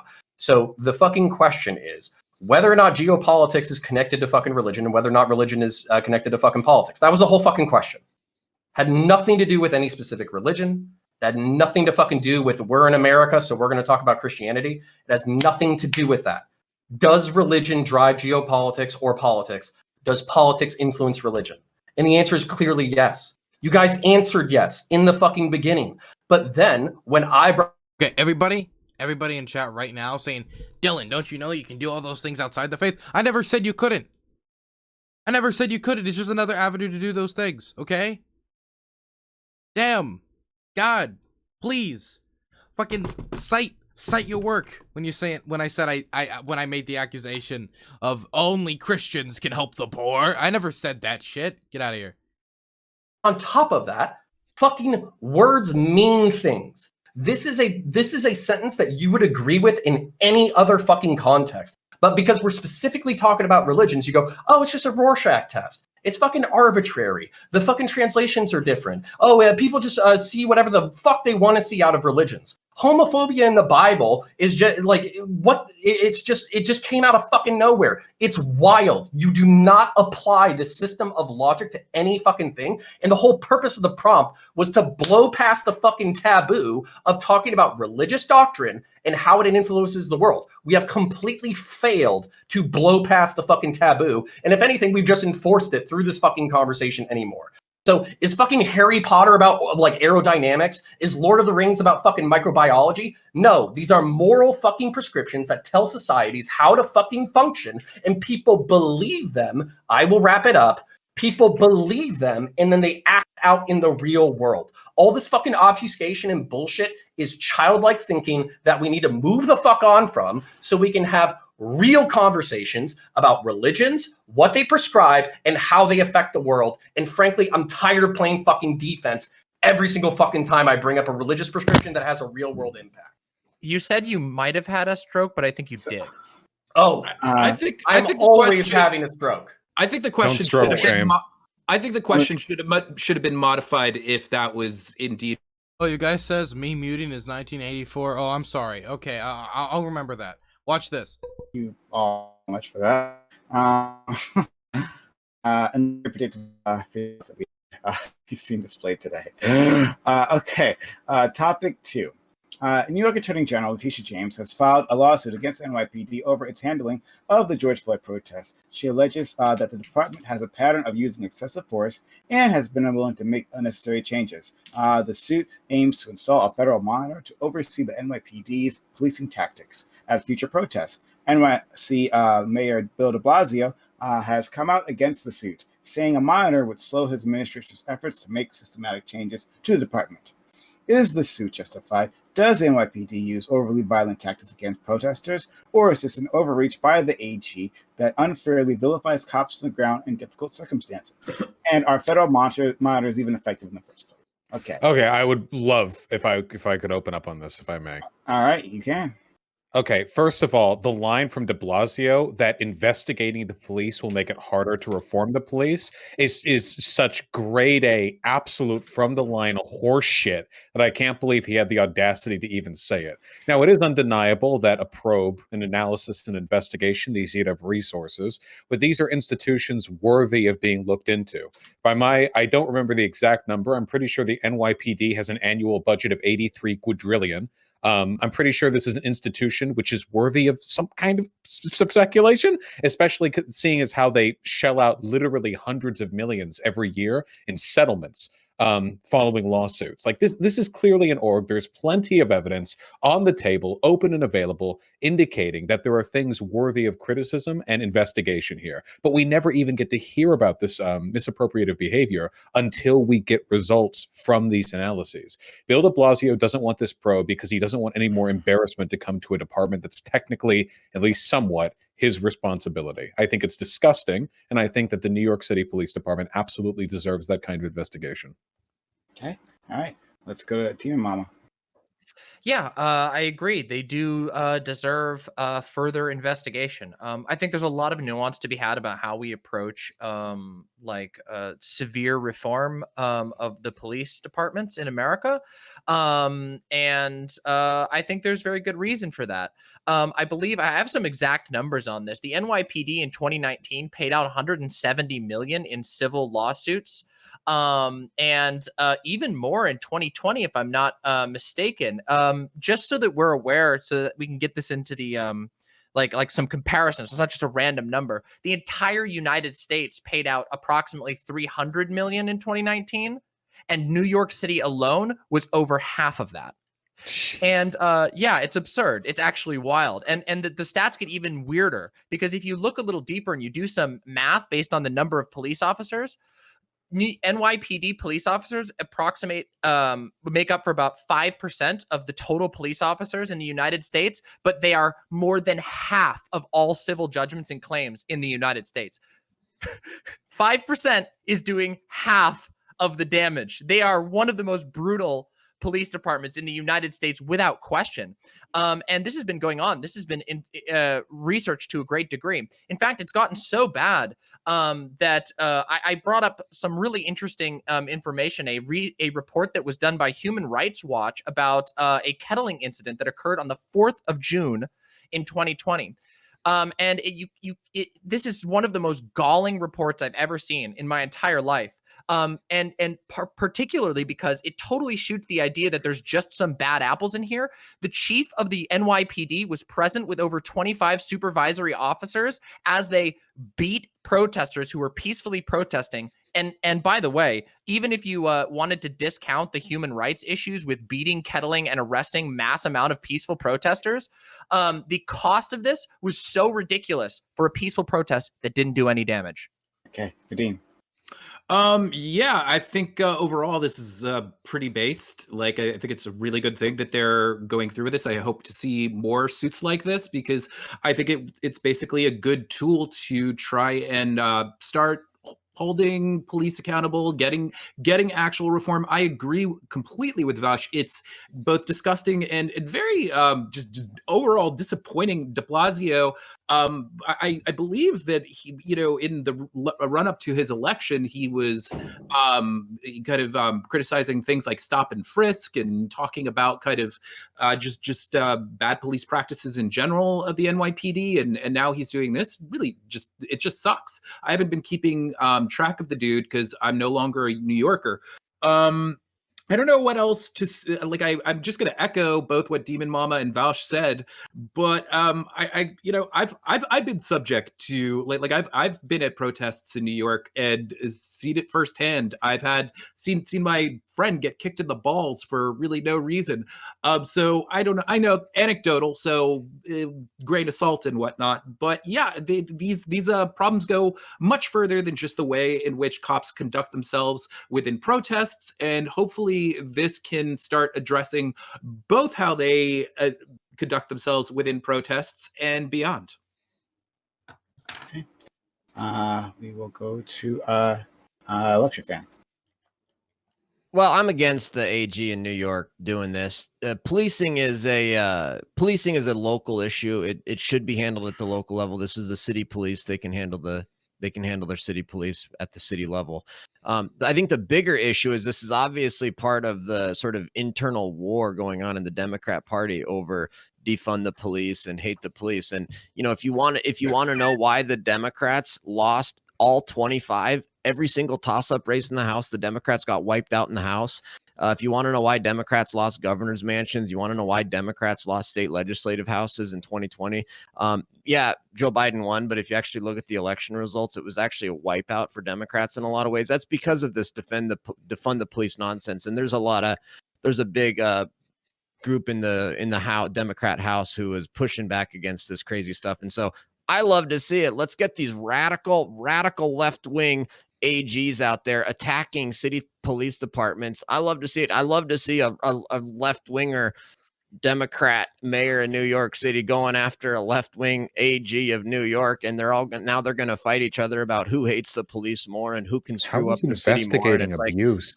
Defunding the police. I mean, New York is in so much trouble anyway because they've been ruled by everybody's leaving New York to go to red states. I mean, if you want to see success in this country, you need to go to red states like Texas and Florida and places like that. Meanwhile, California and New York are emptying out. So, love to see just a complete disaster in these blue states. Let's go to DB. Yeah, I basically agree with Vaush, Demon Mom, and Fadim. I don't see. I can't imagine a scenario in which oversight is a bad thing. I think if you're conservative, right, you're a blue line type, right, and you think the police aren't as violent as people say, you should probably want this investigation anyway, just so that at the other end, the police are proven to be like angels or whatever the fuck, right? But my hunch is going all the way back to like Occupy Wall Street. We've all seen the videos, we've all seen the reports of protesters being brutally beaten by these people. There's probably some shitty shit going on, right? So I don't see how this is a bad thing. If there are policies that need to be changed, if there are people that need to be held accountable, hopefully charged, we're probably not going to see that.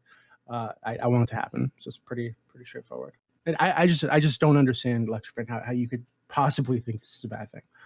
But I mean, I guess we'll get to that. All right, Eris.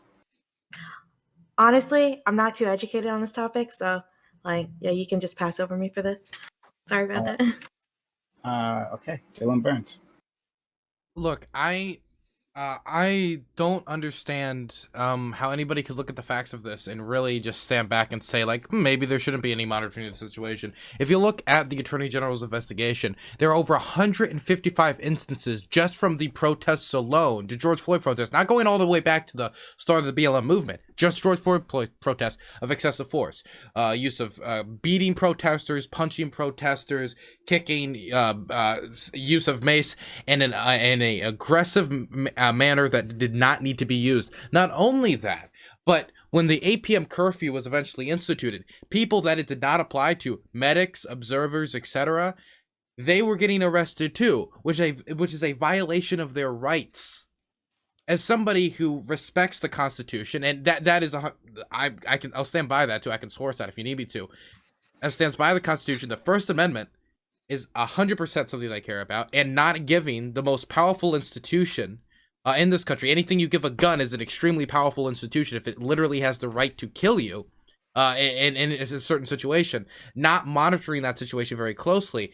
I don't understand how this is a big versus small government thing if the small government, which is still a government, is abusing its power against the people. And this isn't the only probe into this matter. There was a separate probe by the city's Department of Investigation that found that a poorly prepared police force used overly aggressive tactics that heightened tensions around the protests. The NYPD's response has also spurred several lawsuits, including I think several federal civil rights suits. I mean, this police force seems to be just not having a great time recently with when not to beat the protesters and when to beat the protesters. So I don't think a federal monitor, someone literally just saying, hey, let's make sure you don't beat all these protesters when you don't need to beat all these protesters, is really that out of line. So I don't really understand why there would be much opposition to this. And if you think that these police are acting 100% appropriate and all 155 instances were fine and all the instances of arresting them after the fact were fine, then a monitor will just prove that you're right and you can call me like a lip cuck after or whatever. Absolutely. All right. Yes, call him a lip cuck. All right. Open to the panel. Okay, wait, Yeah. just want to say really quick a disclaimer. So just to make sure, I looked up, made sure that, as I expected, everything Lecture Fan said was incorrect.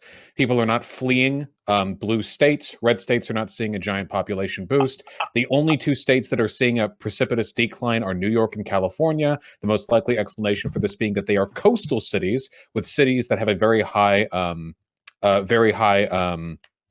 cost of living, but heartland red states are not increasing at any particularly impressive rate, and blue states on the coast, like say for example Washington, are still increasing very, very quickly in spite of the fact that Seattle's a pretty expensive place to live. In other words, this is just another attempt at a snowflake trying to cram a narrative into a set of data he doesn't understand. Additionally, I don't think the counterpoint's got. I'm sorry, Vaush. I'm Thank sorry. you. I don't think counterpoint's got an opener, so I feel like please, sorry. yeah. So I feel. Yeah, can I please, because I'm going to outflank all of you centrist cucks. You guys are all not asking for enough. You want the federal government to do a one-time investigation into the New York Police Department? Fuck that shit. How about you have an independent investigative arm stuck in the state police who has basically works with the attorney general specifically off of one of Vaush's ideas, which I'm going to keep repeating until the day that I fucking die, enforcing a series of laws that uniquely apply to law enforcement. So for instance, as an example, if you lie on a police report in order to get a conviction, you spend 10 years behind fucking jail. If you plant fucking evidence in order to secure a conviction, you spend 30 years behind fucking prison. If you fucking conduct, basically excessive force, then obviously the situation is going to dictate what you do. But at the same time, you could be brought up on battery charges if it was unwarranted. There's a whole series of very interesting and effective things that you could do. And as a matter of fact, there's a beautiful movie featuring a beautiful man, Denzel Washington, about the corruption in the New York Police Department during the 1970s and what it took in order to root out the corruption of the narcotics units inside the New York Police Department was third-party accountability. No conservative, no libertarian, no person who gives a fuck about balance of power should negatively not like third-party accountability to rules that we can agree upon. And with that, I will cede the floor. Okay, I had no idea why we had to hear from a police officer about police, but go ahead. Doobie? Yeah, I just want to ask a quick question. I just want to know if that, penalties, for lying on police reports, 10 years, would that extend to other police officers who are aware of their fellow police officers lying on police reports? Will they also be subject to some kind of penalty or prison time? Yes, if they don't come forward. Yep. Yeah. So Laquan. Okay, so this is the perfect example. I believe it's Laquan McDonald in the city of Chicago.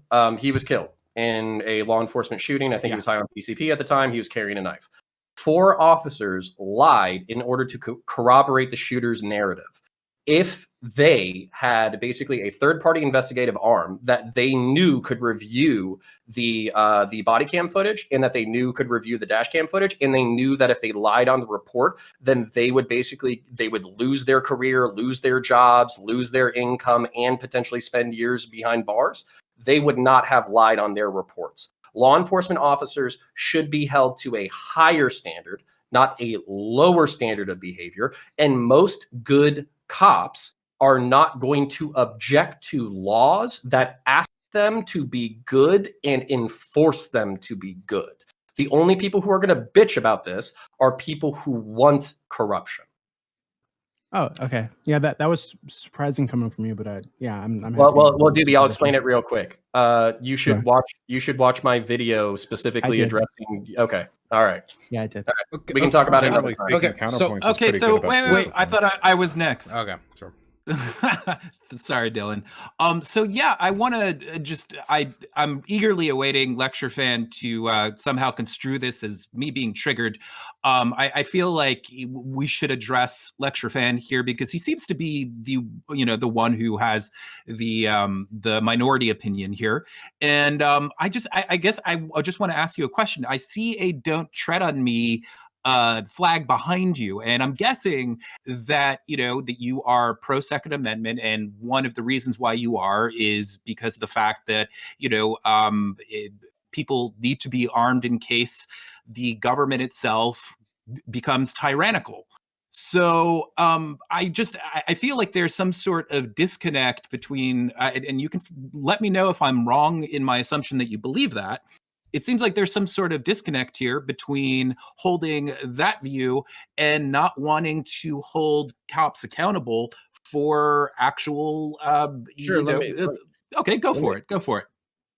You're completely wrong that I don't believe in holding cops accountable. And in fact, this is one of those sort of areas where you actually could have some unity in America, and you could have some agreement because people on the right, libertarians, civil libertarians, conservatives, we 100% believe in constitutional use of police power. We believe that police officers should be held accountable. And in fact, it's wonderful in the United States of America. We are one of the few countries where we actually hold our police officers accountable for when they do improper things.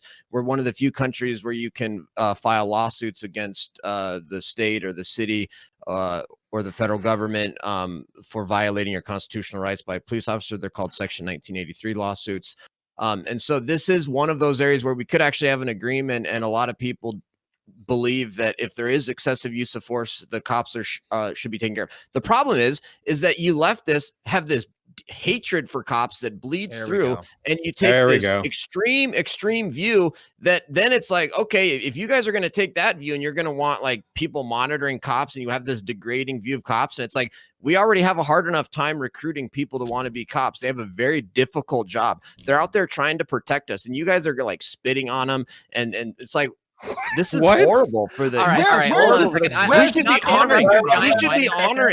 We should be honoring our cops. We should be thanking our police officers instead of this degrading, disrespectful nonsense. I'd like to put forward a proposal. Wait, hold on. I'd like to put forward a proposal. We can all just ignore Lecture Fan because nothing he says ever has anything to do with what's going on. We talk about, hey, is it okay to engage in this monitoring of police? And he says no. And then he's called and he's like, well, I'm not against monitoring police, but somewhere elsewhere, leftists hate cops. Like, there's no relationship between what he's saying and the actual discussion topic, so we can just keep him like a mascot or a pet, and the rest of us can talk. Does that work? Hold on. He's like a black hole of conversation. Info just goes in. Nothing comes out. Well, I do want to introduce something to this conversation. Can I just ask him a question really quickly? Weak, Vaush. Weak. He just said there, Lexi, you just said that you're not opposed to police oversight.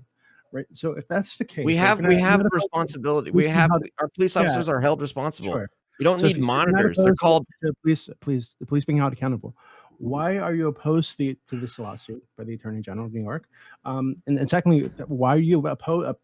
By extension, opposed to there being monitors at protests in the future to oversee their. He can't hear you. There's lots of monitors at protests already. He's lost. They're called protesters. Wait, I have something really important. Policing is a local issue. And then number 3, the intentions behind it and the purpose behind it and the larger movement that's going on. That's why. Those are the 3 reasons. What? You're gonna give me an aneurysm. Okay, so Okay. so you're not actually opposed to monitors being there. You just think there are already monitors there. Is what you're saying. Yeah. I'm all in favor of people watching police officers do their job, and if they do something No, but wrong, like you can a report them or court-appointed record it monitor on or a video. federal monitor, like counterparts suggesting. No, we absolutely do not. We No, should what- be giving the police officers benefit you of the are doubt, opposed to thanking them, monitors. and honoring Here them we for what go. they do. All right, let me introduce some stuff here. I want to read. I have some cold hard facts to bring into this situation. So there was a number of protests, as we know, specifically in June in New York City, and I want to read just a real quick. I just want to read a couple of little a little bit of segments from the report that was done, some testimony to the victims of police brutality. Let me just give this to you. Here we go. This is from Charlie Monlouis Anderley. From the June 3rd George Floyd protest in New York. My arm was broken by the police. They were kicking my bike and I tried to pull it free of their kicks. I fell as they tackled me, battering me with their batons. As they pinned my arms, legs, and head to the ground, my whole body went limp and my bladder released. I felt grateful that my backpack held my bike helmet and shielded my spine from their blows. They pulled my arms back, zip-tied my wrist, and tightly bound the straps of my backpack so it swung upside down behind me as they lifted me from the ground. I yelled, feeling a sharp pain in my right arm, and I had the acute sensation my right arm was detached from my body. Let me read you another one from Chantel Johnson. I will never forget the officer who took his baton and busted me in my face. I had a split lip. I will never forget his face. I had to hold on to another to a black man as he took his beatings. Every time he got hit, I felt the hit through his body. Every single hit I felt, I heard bones crack. I saw people getting their heads bashed in. We had nowhere to go. We were trapped. I was actually in the process of becoming NYPD. And after that experience, I never would. And then after these things occurred, you claim that there already are observers at this. And you're right, there are. The New York, like I said at the very beginning, the chief of the police department, Terrence Monahan, was present with over 25 supervisory officers of various ranks the next day after those two testimonies took place, at which point the police illegally kettled an entire group of peaceful protesters. They were attempting to leave the location after the area being declared a curfew, and they were not allowed to leave by the police. So they were held there illegally after the curfew. They could not leave. They were then kettled, and all of them were arrested. Multiple of them were beaten.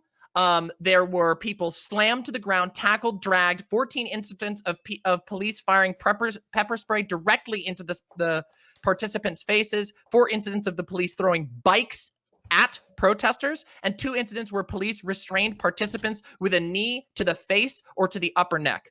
This was after the already brutal examples I gave to you there. And this is all from New York City reports, and nothing is done about it. And nothing is done because of people like Lecture Fan, who want you to bend over and lick the boot while they literally crush your teeth in with a stick because they can. Wait, really quick, Demon Mama, do you have any examples of white people suffering police brutality? I think it might be more effective here. Oh, yeah. Sorry, I didn't look into the race of all these individuals before I brought it up. Sorry, But okay. yeah. Just a tip from one content creator to another. You're okay, probably right. Yeah. Yeah, you got to be a get little more careful. Yeah. Go ahead, Dylan. Okay, so actually, I wanna back up here and actually talk about police brutality and the lack of investigation in Hong Kong.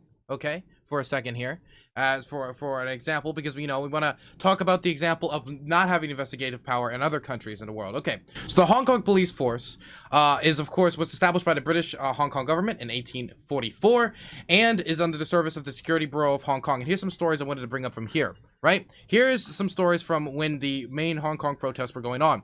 He attacked me while my hands were high up in the air. I was no threat. I was not being aggressive or hostile, but still I got assaulted police. This talks about a protester having their mask yanked off and pepper spray applied to them. While they had the mask, they tear it off and apply it to them. Here's another instance. Another person said he was walking to the subway after leaving the hospital when a police was beating someone on the ground. He began to record them with his phone. An officer then charged them, pushed him to the ground where several officers beat him, causing a bloody head wound that required 7 staples to close. When he said he was just trying to get home, he then said, "You picked a wrong time to do that." The person, of course, said he was terrified. One last one.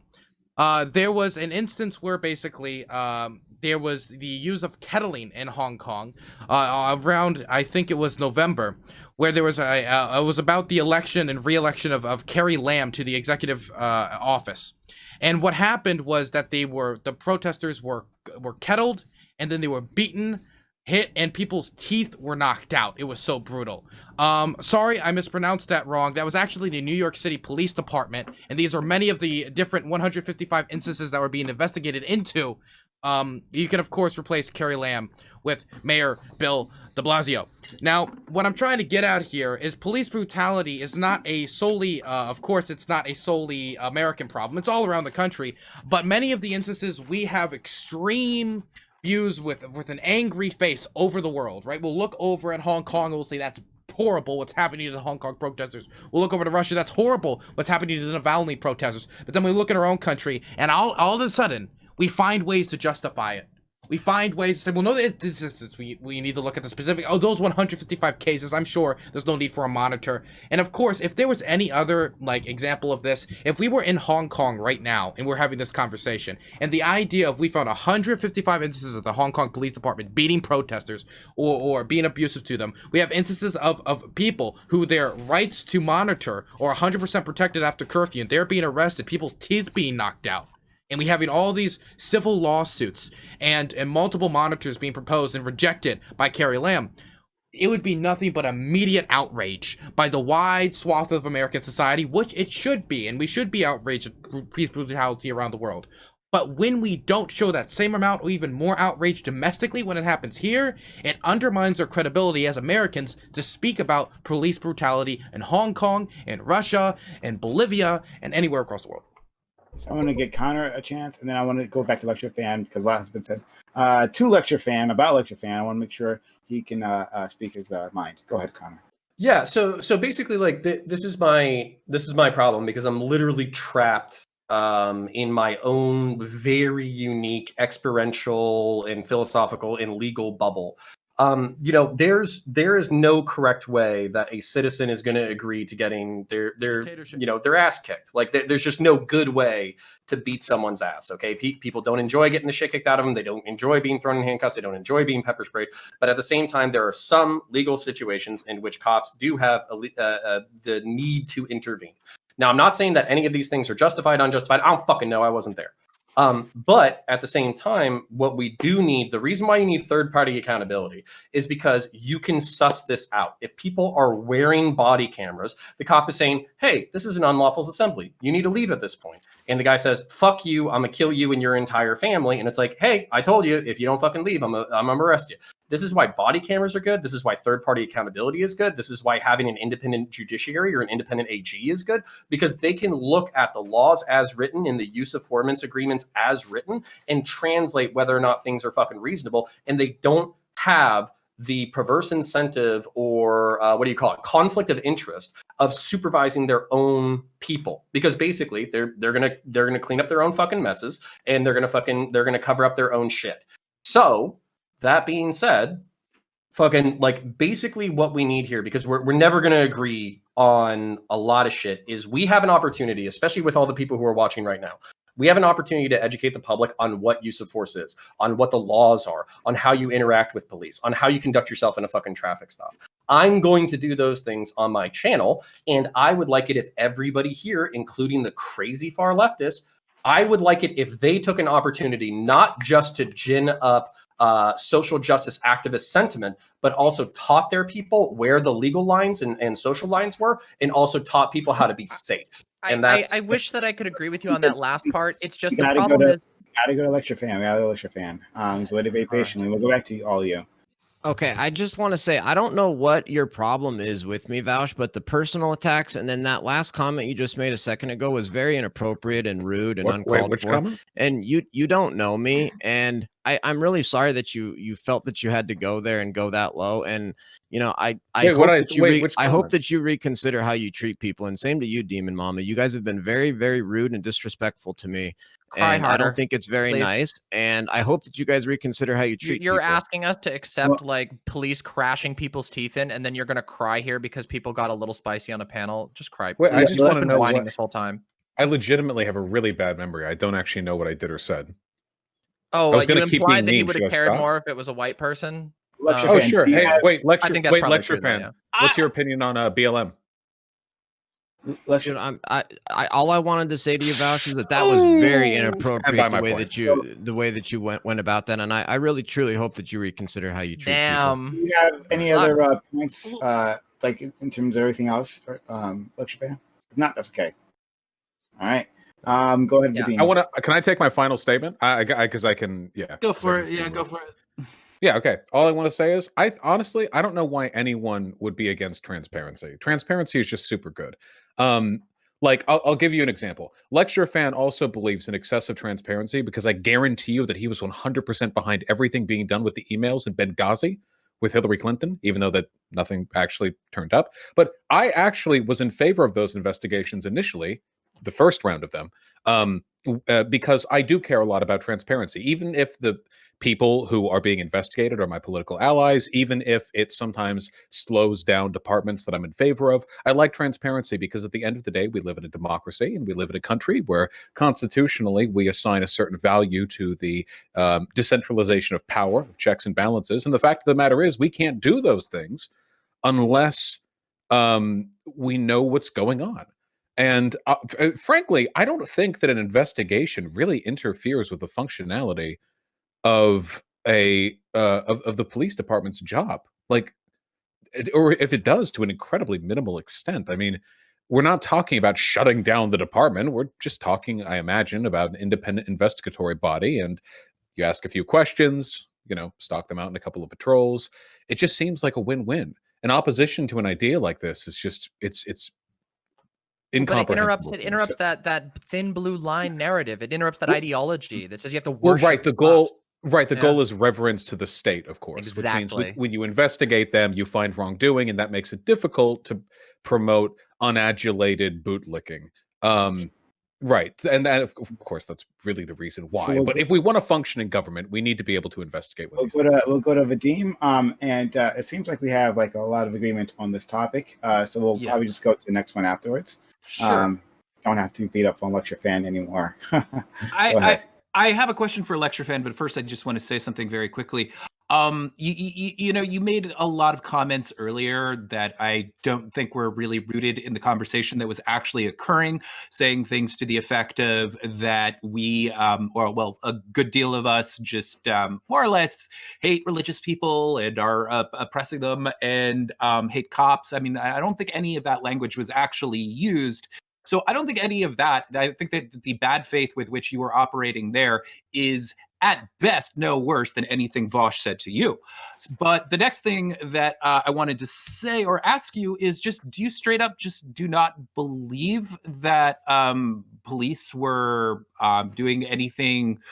Like, do you not believe the accounts that we have of so many people reporting in just horrible practices from the police during the George Floyd protests? Do you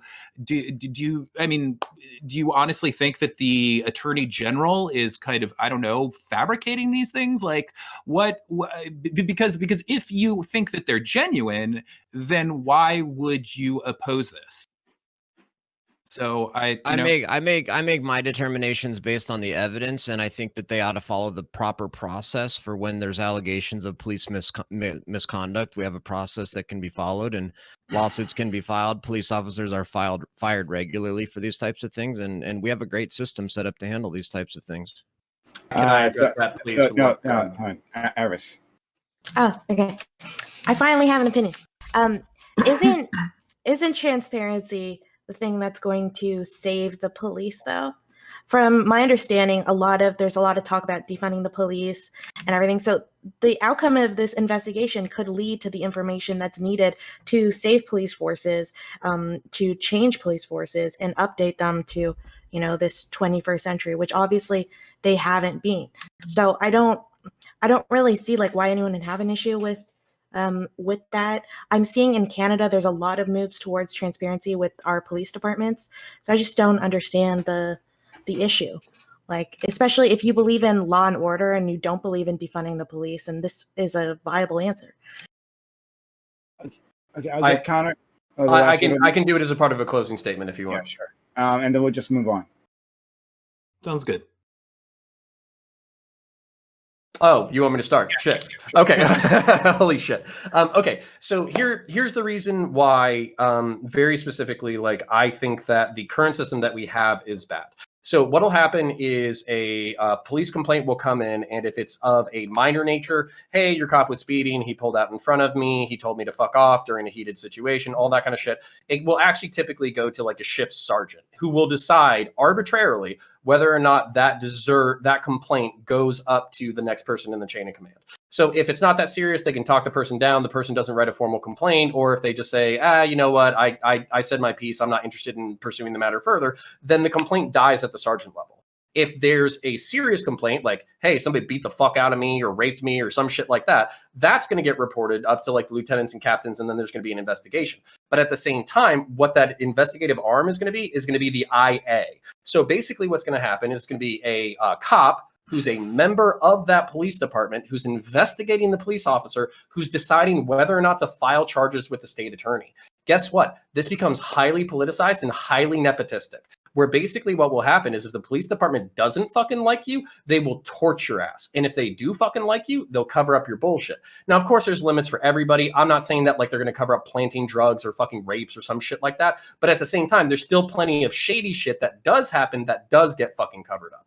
And on top of that, Doobie was asking earlier if I supported, basically like there being punishments for cops covering up for other cops. The reason why I said yes is because if we had an independent mechanism, if we had a independent investigative arm, if we had a, basically somebody that I, as a cop who was uncomfortable with the conduct of another cop, was able to report to without inflicting a whole bunch of personal career damage on myself. I'm not saying that I would have used it in the specific instance that Doobie is alluding to, but cops would be infinitely more likely to do that. It's just and I'll wrap this up, but it's just a question of how you structure power. Power checks power. You do not leave power unchecked, especially in a republic, especially in a Republican democracy. And if you're a libertarian at all, you should like that. Okay. All right. So let's move on. Okay. Oh. I'll give you all the choice between what we'll do. Right. So we have two topics left, and I want to know which one of them you like the most. All right. So we have topic 3, which is on Marjorie Taylor Greene and possibly violating her free speech. And then we have our bonus topic, which is talking about bodily autonomy and drugs and sports. Okay. So I'll let you vote on them. I'm going to go down long. Tell me topic 3, Marjorie Taylor Greene, or the bonus topic, drugs and sports. Okay. We'll go to Demon Mama. Topic 3 or bonus topic? Let's do topic 3. Also, I don't feel like I got to do a closing statement. Did I? No, I just said we were going to move on. Oh, okay. Sure. Yeah. Then Marjorie Taylor Greene for sure. Marjorie Taylor Greene. Vadim. Marjorie Taylor Greene. Okay. Connor. Bonus. Okay. Vadim. Vaush.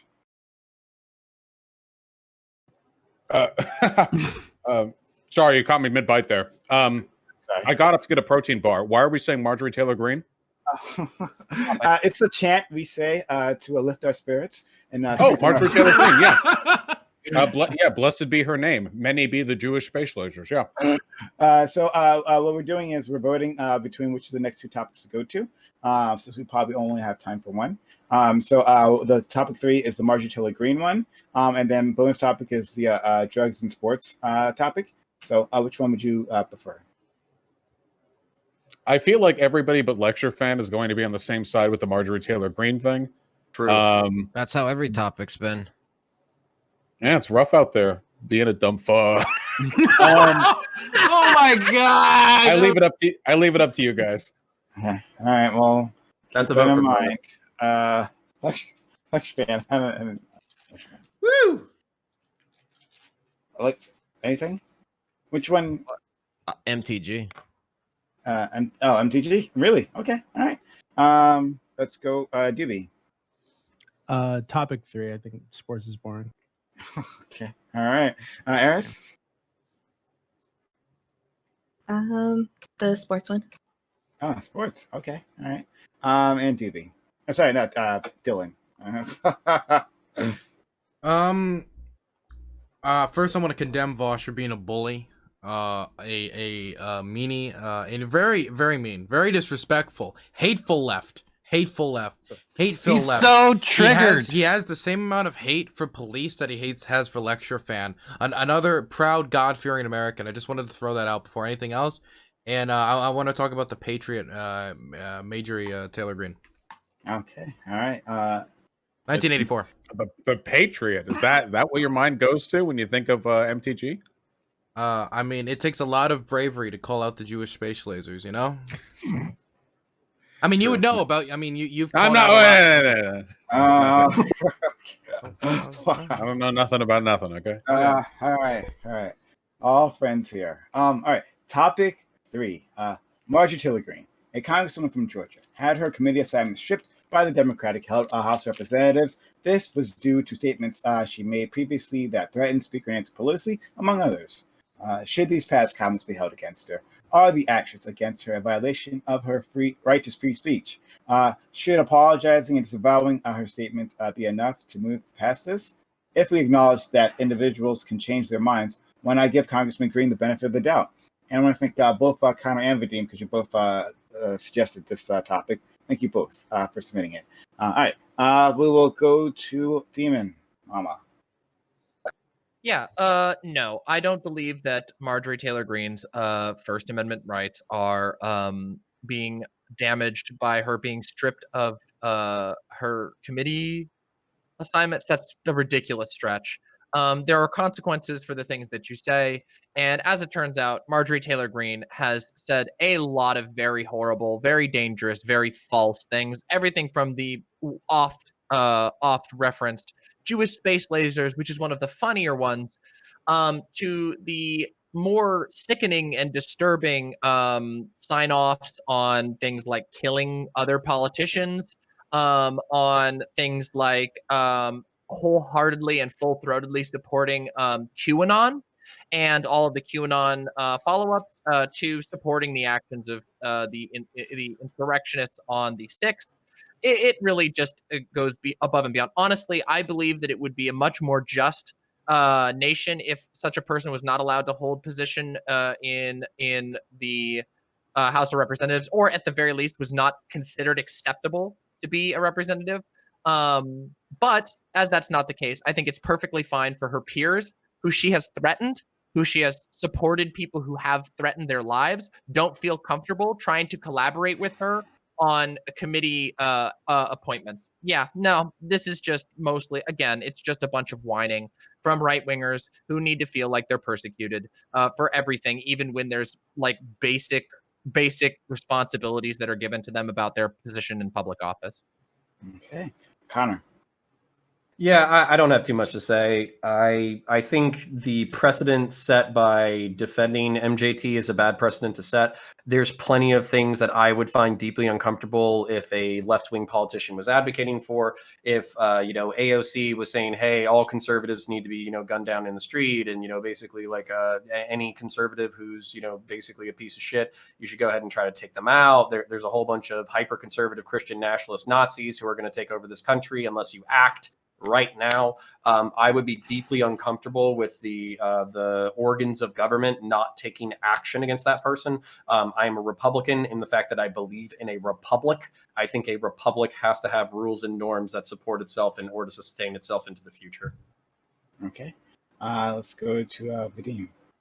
This hits a little close to home because I was once in a debate with a 9/11 truther who believed that Jewish space lasers were responsible for taking down the World Trade Center. I was wearing this shirt and I was dubbed "Run the Jews" by his audience. But anyhow, yeah, I think this is perhaps the most laughable incident of people mixing up cancel culture, which is a term that I'm not crazy about, but I don't know whether it's not the conversation, with consequences, with just the natural consequences of just saying out there batshit. And I think that her views do not conform. Really, this is the main problem. Her views, the things that she has said, they massively do not conform to reality, and they do beg the question isn't right, but it demands the question, like, is this person mentally sound to be in office? And the last thing that I'm going to say is this, which is that one interesting thing that I hope that we can touch on, because I really don't know where the line is. Like where do we draw these lines? Like, for instance, General Flynn, who is working under Trump, was tweeting out Pizzagate shit, and I think that that's pretty crazy. So I'm not saying that necessarily he should have had the same treatment, but where's the cutoff? I'm kind of interested in kind of maybe discussing some of that if people are up for that. All right, let's go to Vadim. Sorry, fuck. Oh, Vaush. okay, I can go again. No, Vadim, don't let me steal your glory. I take the hard line on this. While presently there isn't really a system for doing so, Marjorie Taylor Greene should not be allowed to hold office for a number of reasons. I mean, we can dance around it all we want, but Marjorie Taylor Greene is the future of the Republican Party. We will not see a return to neoconservatism, at least not for the majority of the body politic of the GOP. It's going to be extremely far. It's essentially going to be Nazism. I think that the Republican Party is hurtling towards that, and I don't think anything's going to stop it. I don't think there's anything that a Republican legislator could say or do that wouldn't get at least 50% of the people in Congress, the Republican half of Congress, to just openly agree with it, unless like they're like, I don't know, like some open crime or something like that. This is often called the tolerance paradox. Does a tolerant society have a moral obligation to tolerate intolerance? And I think it doesn't. In order for a democratic society to survive, it needs to excise legitimate threats to democracy as an institution. That's part of the game. I don't think you can be pro-democracy and then you can just open the door to anti-democrats walking in and destroying the entire thing. And MTG is, I think, one of the most open and blatant anti-democratic, anti-freedom, anti-sanity candidates we've seen gain public prominence for some time. But this isn't the only time. I think it was Louisiana where the frontrunner for governor was the Republican frontrunner, I should say, was David Duke. I think back in 1990, the shift on the part of the Republican Party towards radical the white separatism, white nationalism, neo-Nazism has been broiling up for a long, long time. Yeah, and David Duke won that gubernatorial seat too, former Grand Wizard of the Ku Klux Klan. This isn't anything new, but we need to find a way to deal with it because America really cannot survive continued Republican rule. Okay. Next, we'll go to election for that. Well, to talk about this issue, you really have to separate out whether or not you agree with what MTG said and did versus whether you think she should be stripped of her committees by Congress. And so with that in mind, I don't support those things that she said or did. However, I think it's preposterous that they would strip her of her committees. This is the elected representative of the people. This is another example of Democrats truly not believing in free speech whatsoever. I mean, the Senate is now going to go forward with a trial against the president for doing something that was squarely protected within his First Amendment free speech rights. I wish the Democrats and the leftists would just come out and say, no, we don't support free speech. And this is just moreover, it's like you guys have a new Congress, a new presidency, and this is what the Democrats are spending their time on. The Democrats could be doing a bunch of different things right now to try to help the country. Instead, they're going after a random Congress person to try to strip her of a committee, and then they're trying to impeach a president who's already left office. This is outrageous stuff. And by the way, people only do personal attacks when they've lost the argument on the merits. And I could also engage in personal attacks, but I'm not like that. So even people who are rude and disrespectful to me, I am so kind to them. Dylan Burns. So I would. I'm gonna do this in the nicest way possible. It's hard, but the first thing I'd like to say is that I understand where lecture is coming from here, but I think it's weird to classify a congressperson as kind of like random when they're a congressperson in the most powerful country in the world, and who has they purposefully have used their new seat and to come about and bang their chest and be a loud voice. They have done that through the type of mask they wear. It's getting attention, like Stop the Fraud, through the way they speak about how the election was fraudulent and da-da-da. And they have gone on about that conspiracy theory on top of all the other conspiracy theories. And that's a conspiracy theory they have used their seat of power to promote. Well, let's go through some of these, because nobody actually went through the conspiracy theories point by point. The first major one I'm going to talk about is the fact that they thought the Las Vegas shooting was staged. Here's the direct quote. How do you get avid gun owners and people that support the Second Amendment to give up their guns and go along with anti-gun legislation? You make them scared, you make them victims, and you change their mindset, and then you can possibly pass anti-gun legislation. I don't believe Paddock pulled this off by himself, and I know most of you don't either. Of course, this one's a little complicated, but basically she thinks the Rothschilds, while working with someone else, developed space laser programs that started the California wildfires so they could put trains throughout the California countryside. So basically, Jewish-backed space lasers caused the wildfires in California. She also went on a rant about how Muslims should not be able to hold office in the United States of America, and specifically also said, I really want to go talk to these ladies and ask them what they're thinking about why they're serving our American government. This is a reference to Rashida Tlaib and Ilhan Omar. They really should go back to the Middle East. I also want to bring up the fact that Rashida Tlaib was born in Detroit. So that doesn't even make sense from a racist standpoint. She believes that Hillary Clinton, she liked posts saying that Hillary Clinton was sacrificing children by filleting their skin alive and killing them. She has yet to produce evidence of this, of course. I'd love to see it, though. She, of course, hinted at the idea that Nancy Pelosi should be killed, and I don't mean like vaguely. Let me read the direct quote. She's a traitor to our country. She's guilty of treason. And it's a crime punishable by death, is what treason is. Nancy Pelosi is guilty of treason. When I was in the Capitol during the January 6th protests, that was kind of suggested at me a lot. Like, did you vote for Joe Biden? Yes, I think that's treason. And you know what the punishment for treason is? And they don't say it because then you cross the line. It's kind of like in Minecraft a little bit, except even more blatant. She also liked a 2019 post calling for a bullet in the head of Pelosi. She believes that the 9/11 attacks were basically a government plot, and that the plane that hit the Pentagon was faked.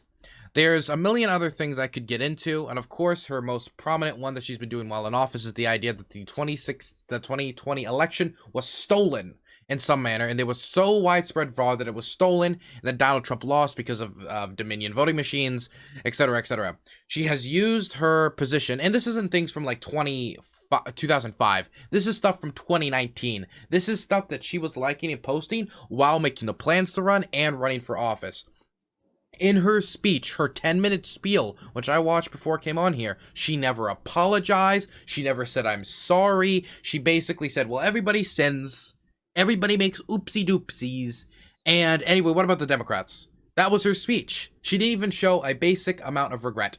I think that this is somebody who should not be getting any committee seats on, let's say, education, and most certainly, in my opinion, not be getting any committee seats of real influence, when these are the type of nonsense that they peddle on a day-to-day basis. I believe not in the suspension of speech, but I believe in the consequences for people's words that they speak. Consequences for their actions. Anyway, yeah, she is off the wall, bonkers, cuckoo, crazy for Cocoa Puffs. Okay, let's go to Eris. I got your attention, Prime. So basically, I think people are kind of missing the point here. I understand why everyone's villainizing her. She's obviously said some atrocious things, but if you really want to resolve this issue, you need to get to the root of it, which is like, these people are not inherently evil. I'm sure some of them are, but most of them aren't, who believe all these conspiracy theories that that Dylan was bringing up.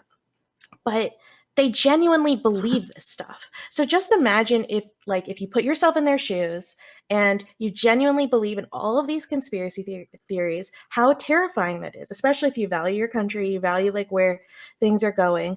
And like the real reason it's the real villain isn't really them, right? It's the information that's being spread to them. The fact that there's no recourse for this information, like all this fake news online. And I just think that there needs to be some kind of control over speech, and Americans basically are going through what a lot of nations go through, where because America's quite young for a nation in the grand scheme of things, which people don't realize. And if they really looked at themselves and thought, there are some things that we were founded on that are just not useful for the present day. And one of those things could be free speech. Because in an era of the internet where everyone could just publish things with like no recourse and spread all these lies, this is the consequence. You end up with good people who have these really, really bad takes and can potentially actually damage people's lives because of that. DB, finish out the opening statements. Yeah, I just got to say, Lecture Fan, it's really interesting that you'd be so like opposed to us shoving our atheist beliefs down your throat when you've been gagging so hard in the boot of these fucking crazy people for the last couple hours, right? I don't agree with Vaush. Right? I don't think this is a feature of the Republican Party. I think it can be if people like you don't stop running defense for these fucking nutbags, right? You need to stop. Right. This woman was on an education committee, and in 2019, she filmed herself harassing one of the survivors of the Parkland school shooting. This person should not be on any education committees. If you're to come on here and to bitch about her being taken off these committees, when she clearly should be taken off these committees, is insane to me. Right. I can understand being afraid of the evil Democrats taking away your free speech and all this kind of shit. But I got to say, defending these people is not the way you win. Right, you're fucking humiliating yourself, humiliating everything the Republican Party. Did you not hear what I said? I'm not. You need to separate defending what she did and defending what she said versus not wanting to punish people for something they said. Why shouldn't she be? Okay, we can open it up. And I hope you're gonna. I hope you're gonna really enjoy. She be punished for chasing down a fucking Parkland school shooting survivor while she's on, and then a couple of years later she's on an education committee. You think she shouldn't be taken off that committee? Are you insane? Not only, I don't think Congress should be taking people off committees. No, and if you support that, then I hope you really enjoy after the Republicans retake the House in 2022 when we strip AOC and Ilhan Omar and all them of their committees. Is that the kind of country you want, where now that when the GOP takes over, we just get to strip a bunch of Democrats from their committees for something in the past? Great job! What a great precedent! Yeah, this is going to be awesome. One at a time. He can only respond to one of you. All right. So we'll go to Doobie. Finish your point, Doobie. And then we'll go to Demon Mama. And then Vadim. If Ilhan Omar or AOC, I'm not a leftist, by the way. If they were on tape chasing down the survivor of a school shooting and calling them a coward and saying that they're funded by nobody George defends Soros, that. You quit acting like you're so virtuous for attacking that. Nobody's defending that. To be clear, I'm attacking you for saying that person should be on an education committee, that they shouldn't have been stripped from that committee. I'm attacking you for saying that. I think that's a fucking terrible look for the Republican Party, and you should be ashamed that you're defending this person. Pragmatically speaking, there's no difference between saying the thing X is good and the thing X shouldn't warrant consequences. If Lecture Fan says, "Oh, I don't support that, but I don't think there should be any consequences for it," those are functionally identical. I actually disagree with you, Doobie, though. Unfortunately, what Lecture Fan is doing right now is the optimal strategy for him and his party. See, conservatism, the Republican Party in this country, has never been able to logically defend any of the positions that it holds. It has always relied exclusively on fear baiting and the patriotic signaling to its base. How So far the back do you want to smartest take thing- that historical argument? Oh, How sorry, far sorry. back do you I'm wanna sorry. take it? Wait, hold on. Sorry. When I apologize. That was wrong of me. When I say always, I broadly mean since like the Southern strategy and since the Nixon amendment. Yeah, about since that time. Past that point, of course, things get very different. But to continue with my point, and thank you for allowing me to clarify. Right now, like the Republican Party is pure dogma. The Trump administration has at no point attempted to legislate based on some sort of empirical or reasonable understanding of proper governance or with any meaningful goals in mind. It's just about power. And at the end of the day, that's all politics is about. And they'll keep gathering power until one day they are strong enough to do all the things you think they're not capable of doing. The appropriate response is to recognize on our side, too, the Democrats and the leftists, that politics is all about power. Lecture fan, you said, what happens then when you guys take power again and take all of our people off committee seats? The answer is that you should never take power again. That's the goal. And we can do that if we get rid of the Electoral College. It wouldn't take very much. You guys need affirmative action to stand a shot in national elections. If we took care of that, you would be cast into the dustbin of irrelevance. You can have your state elections. We'll take DC and Puerto Rico, and the Senate will be ours for 100 years. Let me ask you this: How did That's it my work to turn get now. rid of the judicial filibuster? it's How my did that turn. work for you? My How'd that turn. work for My Hillary, turn. the Democrats Lecture getting fan, rid I of know the you want to judicial try more, but it's filibuster? my turn. It's my turn. Uh, Right? Yeah, Am I sure. not- Sure. Yeah, I was yeah. supposed to go after Doobie, Sure, sure, right? sure, sure, sure, sure. Yeah, go But- for it. Yeah, okay. So there's a couple of things I wanted to talk about here. First of all, the idea that I mean, it's just very bald-faced at how Lecture Fan looks at politics. I mean, it is well within the rights of committees are an internal process to the representatives, to the Congress. That's an internal process. Like, they can do that, and they have every right to. And not only that, but I would say they have not just do they have the right to do so, they have the moral justification. You're asking these people to work aside someone who's advocated for them being killed. Like, that's ridiculous. No one has any right to be forced to try and work with somebody like that. And then secondly, I just wanted to take a small issue with what Eris was saying. I don't believe that people like MTG deserve any sympathy whatsoever, because MTG, if you actually look at the record of her posts, the blogs that she was writing, she is the one who helped manufacture this. No joke. QAnon became largely popular because she was pushing it from her blog, which had a lot of readership, and then that spun out from there. Marjorie Taylor Greene is part and parcel with everything that is wrong with our country right now, with the creation of fake newses and alternate realities. That's her.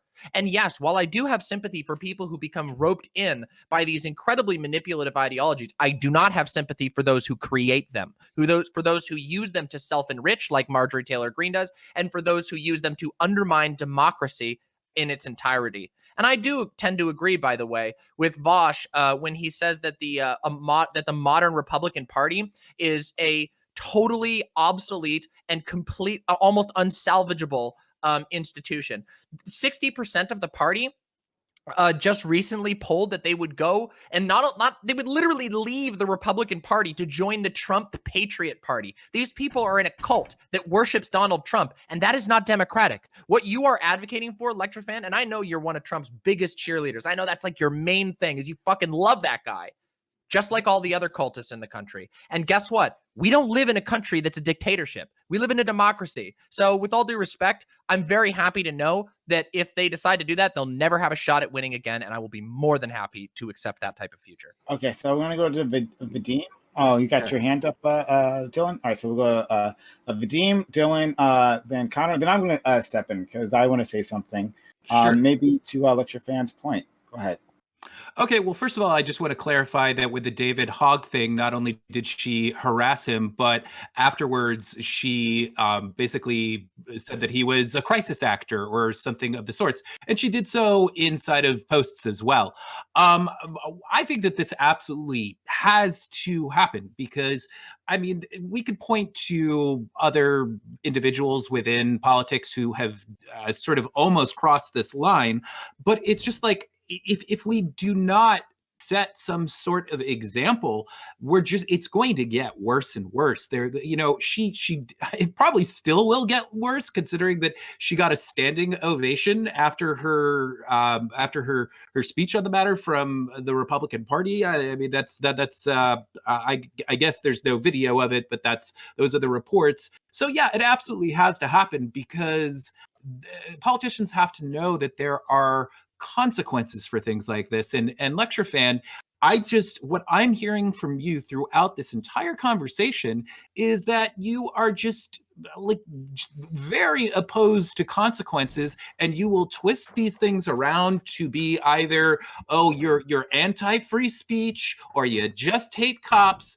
when these are the consequences of these actions. These are not kind of unjustified demands from people who have a loathing of freedom of speech. It's just it's an absolutely bad faith argument, or just a fundamental, like, colossal cosmic misunderstanding of what the fuck we're all saying here. Dude, hey Vadim, did you ever agree with the idea that you maybe won't agree with everything somebody says, but you'll fight for the right to say it? Did you ever agree with that principle? Yeah, and really? Of course. Well, What if you're fighting for the right for other people to try to have you killed? I do, but I'm not going to. I mean, it's sort of there are certain things that in certain circumstances where there are consequences for speech. Speech is not something that like, you know, that people have a right to react to it. And people who, I mean, the majority of Americans that have been polled do not think that Marjorie Taylor Greene should have the responsibilities that she has on an educational committee. I mean, it's just okay. You know what? I'm gonna just the someone whole else take it freedom over. of speech argument is a red herring thing anyway, because freedom Absolutely. of speech does not cover your ability to be in congressional committees. The First Amendment doesn't rule on that. This isn't about free speech. This has nothing to do with fighting to defend the right for blah blah. This nothing's complete. But that's LCTR fan, right? I mean, our boy Dylan, go ahead. So I do want to also bring up the fact that there is a lot of fights for committee seats all the time, very powerful committee seats, on whether the Democrats or Republicans get these seats. And I'm pretty sure that AOC has actually been denied a few powerful seats in her time for things she said about other Democrats. Was that the suppression of her speech? No, that was her reaping either for good reason or for bad reason the consequences of her stepping up to powerful people in the institutions of her party. That wasn't the violation of the First Amendment. That was what people didn't. That was people within the Democratic Party saying, you know what? I think because you spoke out against this, I don't want you in this powerful position. Thank you very much. This has happened within the Republican Party. This has happened within the Democratic Party. This has happened a million times before. This is just a different aspect of it. This person is so out of line that we don't want them anywhere near a committee seat. And we're now going to have a vote to have them not near the educational committee seat, where they basically say all these school shootings were staged and harass school shooting victims. Now, I do want to bring up the fact that we're not just talking about like an isolated instance of some people defending her. Kevin McCarthy has done circles of condemning what she says, but then really kicking down the can of whether there should even be a vote. Then when there was a vote, there's 210 Republicans in the House of Representatives. Only 11 voted to strip this up. Only 11 voted to strip her of this responsibility. This, while a lot of them are not, say, QAnon or believe that Hillary Clinton filleted children or that Jewish space lasers have destroyed California. Sorry for all the Jewish space laser enthusiasts in chat. They probably are complicit or willing to accept it to an extent in order to maintain power. They're willing to accept that type of action or dialogue or talk within their party and with those people having committee seats, because those committee seats are strong enough and powerful enough to want to just grab them at all stakes. And when you have such a close vote, when you're so close to having a majority within the House, you're going to want every single person possible to get that majority. And Taylor Greene's part of that effort to get that majority. And I do want to say that when we talk about percentages of the party, like 60% will leave, or these many percentage of Republicans, over 70% think the election was widespread fraud or any of this, I mean, FDR in the 1930s, 83% of Republicans thought that FDR could possibly bring about a dictatorship because he was doing the New Deal and all these new social programs. Due to the demonization of different political figures, it can quickly, polling can just escalate to a point where you can get asked ridiculous questions and get ridiculous answers because we've been having ridiculous dialogue around our politics. With FDR, of course, the demonization of him as some dictator coming about when, he was just doing the New Deal, or with Nancy Pelosi and Hillary Clinton being pedophile, satanic torturing of children, Jewish space laser, mass shooting organizer, evil individuals.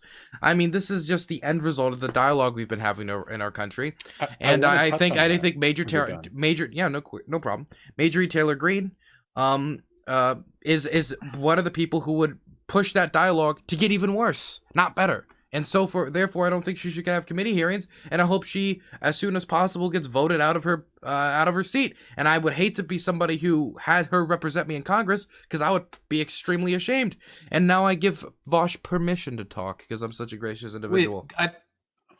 What about counterpoints? It's counterpoints. I just want to be fair. Damn. Yeah, no, Vadim, I actually Sorry, appreciate Vaush, the consistent backup. I don't, I can throw elbows if I need to, but there's plenty of big egos here, so I don't want to be rude or shitty.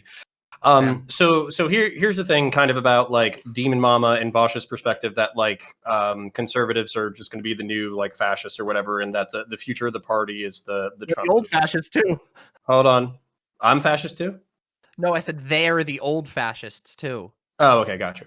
Okay, so basically, like, this can become a self-fulfilling prophecy, and the way that it becomes a self-fulfilling prophecy is we don't inject like a level of nuance or charitability or interest, like anything into fucking public discourse. We automatically assume that people are like either interpersonally or systemically racist. We close our minds to new ideas. There are plenty of ideas that 4 years ago I would have been calling people inside this room commie fucking scum that I am more receptive to now. I still have my beefs with it. I'm going to yell at you about the parts that I have fucking beefs with, but I'm a lot more receptive to these ideas. So discourse actually does have its role in here. And politics is not just about power. Like, I do understand that it's about power, but it's also about reciprocal power.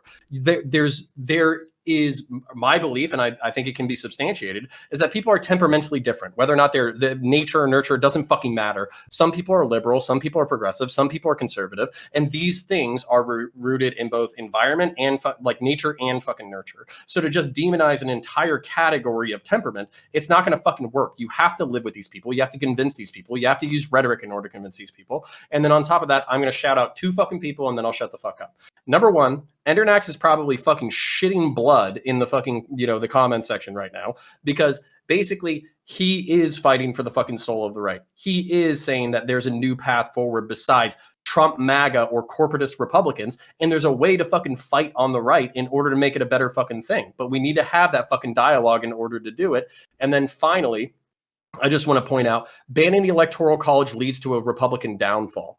That was actually countered by my very good friend, best friend, LSP, Liberty Sanity Project, who basically said, what happens once you ban the Electoral College is political institutions, through their very nature of needing to seize power, will change their strategy. So basically what would happen is the Republican Party would have to become less racist. They would have to become more inclusive. They would have to fix their fucking arguments, and they would have to pitch it to a new generation of fucking people. That's the advantage of Republican democracy, is that you have to go where the fucking people go. That's also the danger. I know I went all over the fucking map and didn't make any coherent points, but I hope I at least gave people some mental food to chew on. I just, the thing is, like, I understand that you want to advocate for us communicating with the Republicans and not generalizing the Republicans, but the fact of the matter is that the Republicans fall in line with their worst elements every single time. And this is a problem that we have to acknowledge. And keep in mind, they don't win.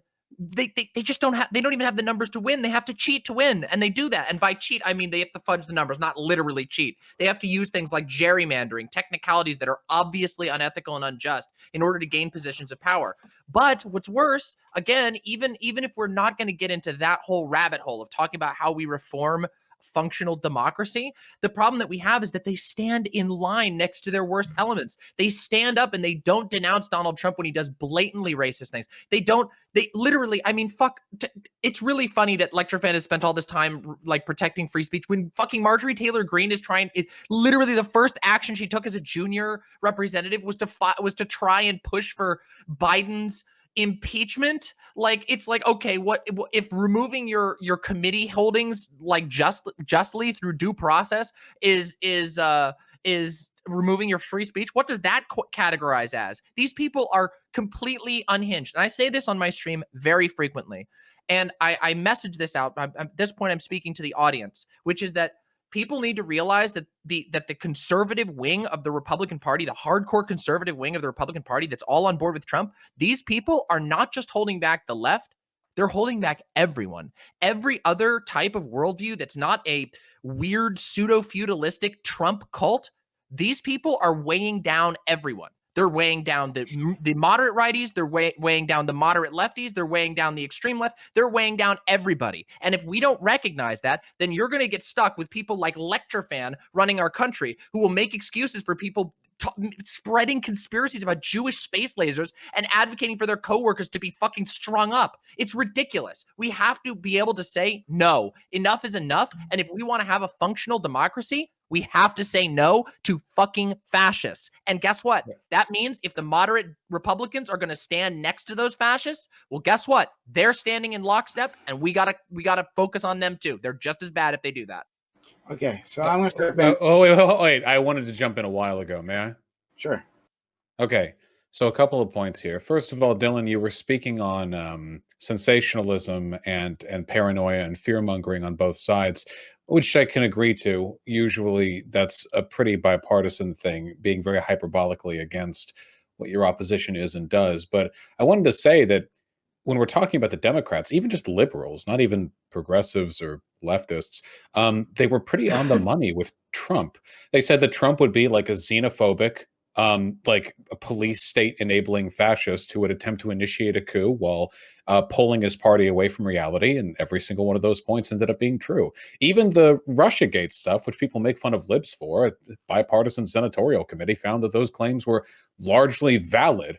What were the right saying about Obama, the FEMA death camps? I mean, the degree to which these criticisms are leveled in reality is completely different. It's so different.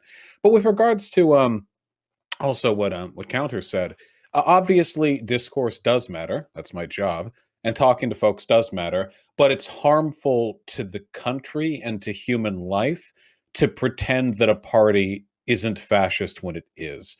This has been the long-term sort of direction of the Republican Party's movement for a good while now. And at the end of the day, there are only a couple of ways stuff like this ends. If you're taking a look right now at popular polling for Trump within the Republican Party or advocacy for the Patriot Party or anything like that, you know the Republican Party is not going to skip back over to neoconservatism anytime soon. They're all in, and they will be for a while. And this usually ends in one of two ways. Either the fascist wing of a government takes control and burns itself out through warfare or revolution, or they are supplanted by the left-wing elements of the government until whatever socio-political impulses are driving people down that road stop. In our case, what we should probably be doing is taking a better look at our broadcasting and education systems, because all the methods by which fascism is spreading in America can be traced pretty easily back to a select number of political and corporate interests. We can work on that. And the ideal would be for people of a fascist inclination to stop and to educate themselves. And the only way we're going to do that is if we wrest some control over the institutions by which these people have been propagating themselves. Okay, so I'm gonna go. I see Harrison Doobie. I'm gonna go with you, and then I'll go to Dylan afterwards. I want to say though, I mean to Vaush's point there, like any leftist here, right, could probably like point out a dozen statements from other members of Congress, right, that are fucking off the wall, right? Things they've said like while they were in office, right? And if that's the case, right, then why why is it that we aren't extending this out further, right? Why aren't other members of Congress, Republican members of Congress, up for the chopping block? Sure. Sure, but okay, but like, can we run Congress like that? I mean, it feels like to me, like we all know here, I'm a fan of the Republican Party, right? But it feels like to me that we have a party that is going through a moment in time where conspiracies abound, right? And many members of the Republican Party, the elected members, believe the exact same things Marjorie has said, right? They've said some of them, and other things they've been smart enough to keep quiet about, right?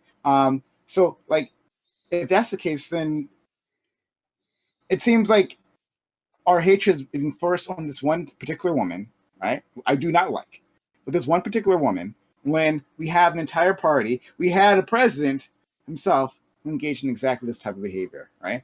So it feels like we're trying to like stop a dam from breaking here, because there'll be more like it. So, and if that's the case, how can we run a Congress, right? By just taking away these, like stopping, we can't stop all of them from having committee member seats, right? That's not possible.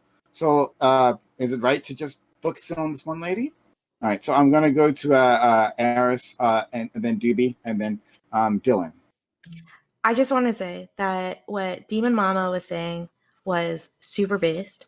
And I really, really appreciated, like, it's such an interesting point to bring up how much Donald Trump's like angle of rightism has just taken the American right in this really dangerous direction. Not saying the religious direction was great either, but there were other directions that were still useful.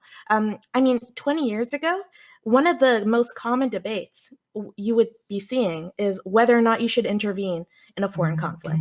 Now it's rare that we even have that conversation. And that's a really important issue. There's like tons of things that used to be like real topics that were debated between Republicans and Democrats that are just not talked about because we're just so obsessed with debunking these conspiracy theories and these lies that have just like completely taken over political discourse.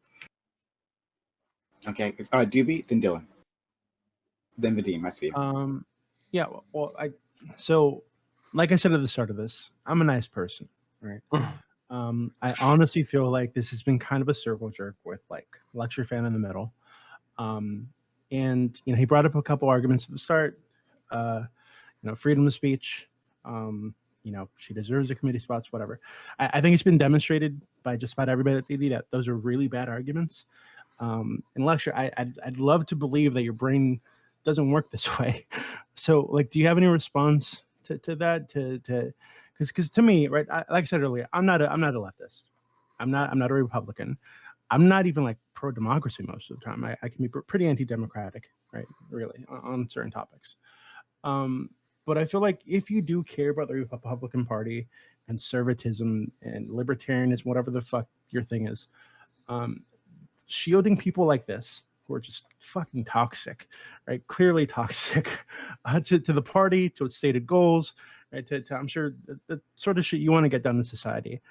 Seems like a really bad strategy, right? So I'm just wondering, like, what do you have any response to any of the things people? Dude, all the Republicans have to do is just to let you leftists continue to act like you're acting right now. This is McCarthyism times 100. This is the most insane conspiracy theory nonsense I've ever heard. There's a Nazi around every corner. There's a fascist and a Nazi everywhere. This is literally just like McCarthyism, where you're like, except instead of going after communists, it's going after Nazis and fascists. It's like, you guys think that there's like a bunch of Nazis and fascists in the United States, and there just aren't. There's maybe like 0.0001% of people are actual Nazis, and you guys are acting like there's like 90% of Republicans are Nazis. It may seem it's absurd. Like it's McCarthyism and it's conspiracy theory. But this is actually optimal political strategy. The conservative right in this country has completely abandoned any kind of logic-based premise for its arguments. Having idiots dogmatically spew nonsense has worked for them. It's worked for them for a long time, and with Donald Trump, they realized it works better than they ever imagined. At first, they opposed Donald Trump because he was boorish and stupid and hypocritical and unchristlike in a number of ways. But no, Republicans didn't give a fuck. It didn't matter. It didn't matter what he did as long as he said the right things. So they all fell in line. And the Republican Party got more votes, or Donald Trump got more votes in 2020 than any other presidential candidate in history, with the exception of Joe Biden. And I'm glad Biden won, but the Republicans were still able to muster more support than ever before after 4 years of Trump's presidency. There is no return to reason for that party. The only thing that can happen is a collapse. And we need to facilitate that collapse by making them politically unviable. Such an extremist. Wow. Okay. Go ahead, Tom. I'm pro-democracy. Dylan has You're an been extremist. waiting very. I'm extremely pro-democracy. So, well, Dylan has been waiting very patiently, right? Then I said Vadim, and then we'll go to Demon Mama. But I do actually really want to engage with the topic that, like, the rest of the party, right? Like, but by your standards, I think you would many people here, apparently Vaush as well, right? Thinks that other members of the Republican Party should be up for having their committee seats stripped, right? But if that's the case, how can we actually run this country, right? We have to come to some sort of consensus with the other side, right, to have a functioning government, because we can't have one party rule. So I feel like there's something we actually have to contend with here. All right, go ahead. So, I mean, I'm not gonna say there's a Nazi around every corner, but the threat of white supremacy is real in this country. It is a legitimate threat.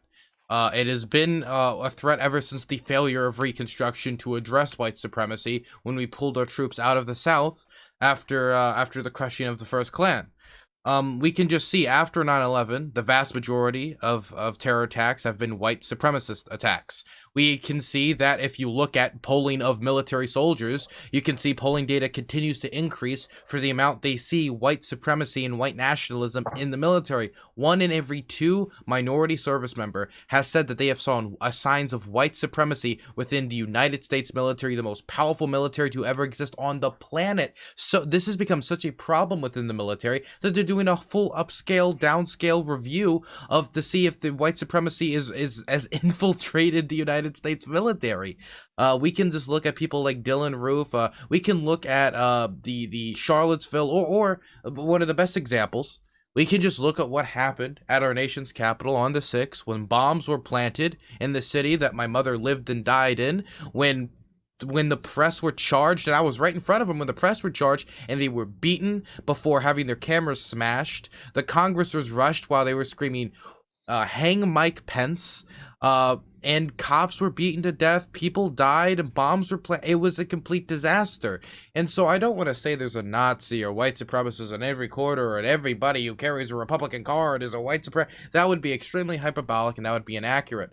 But it is accurate to say that this nation has never dealt with this with the white supremacy that underlines a lot of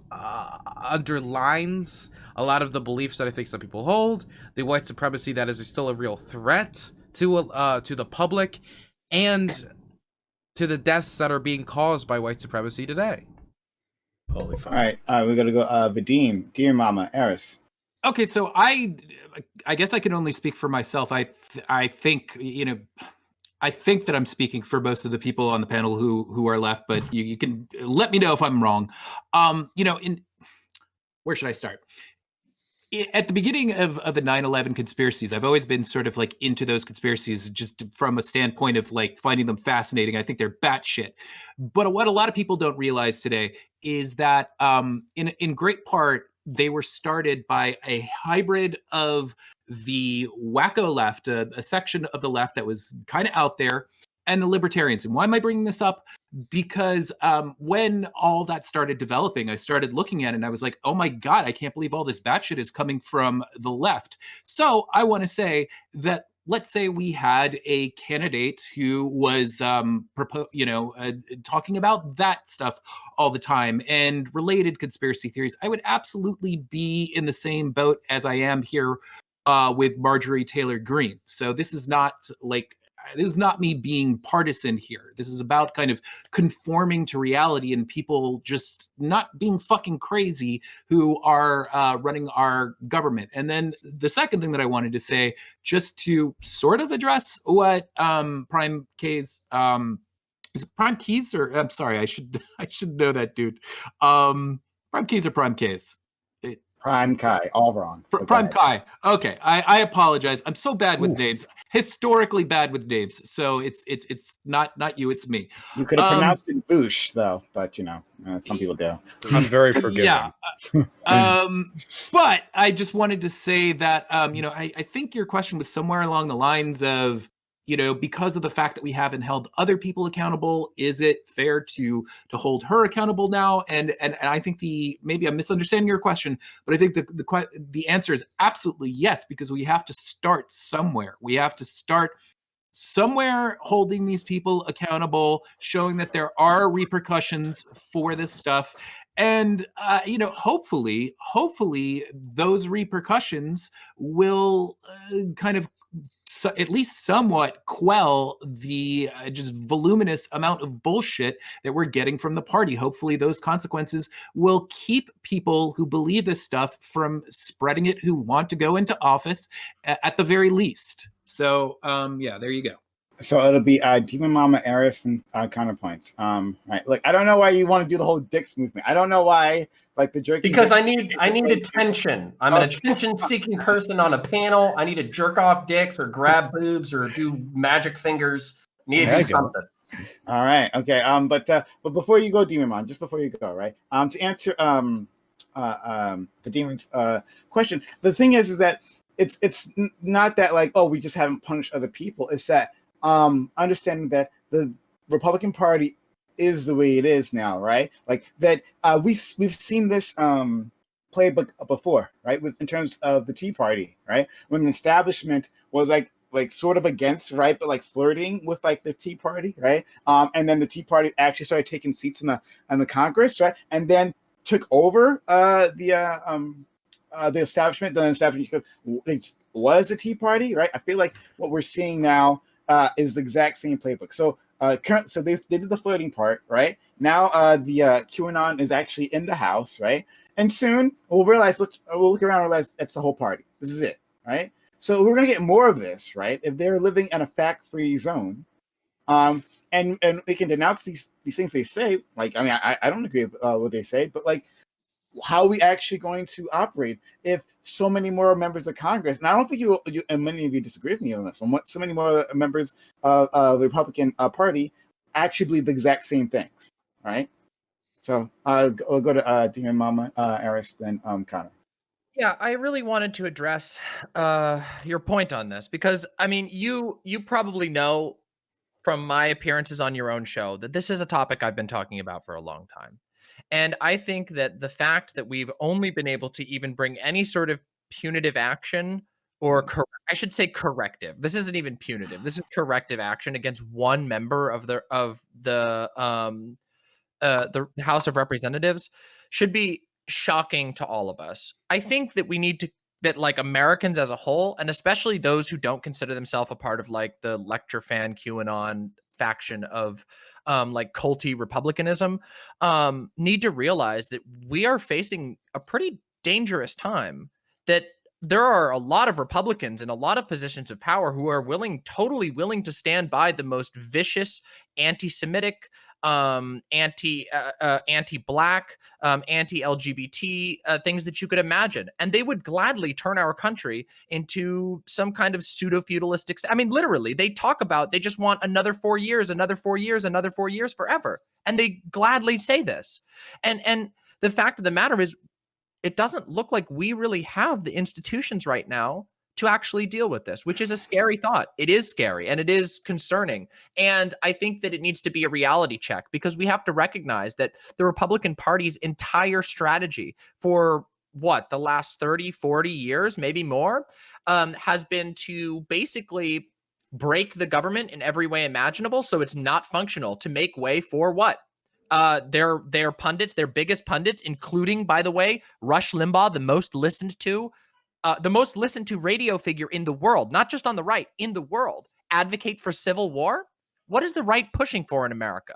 We know what the answer is. They tell it to us. They want a civil war. And what they're doing is they're breaking things like our institutions, like when Donald Trump broke down the USPS, when he tried to break down election systems, when they're trying to gerrymander the shit out of stuff so that nothing works. We have to face the fact that we are fighting, functionally, a virus on democracy.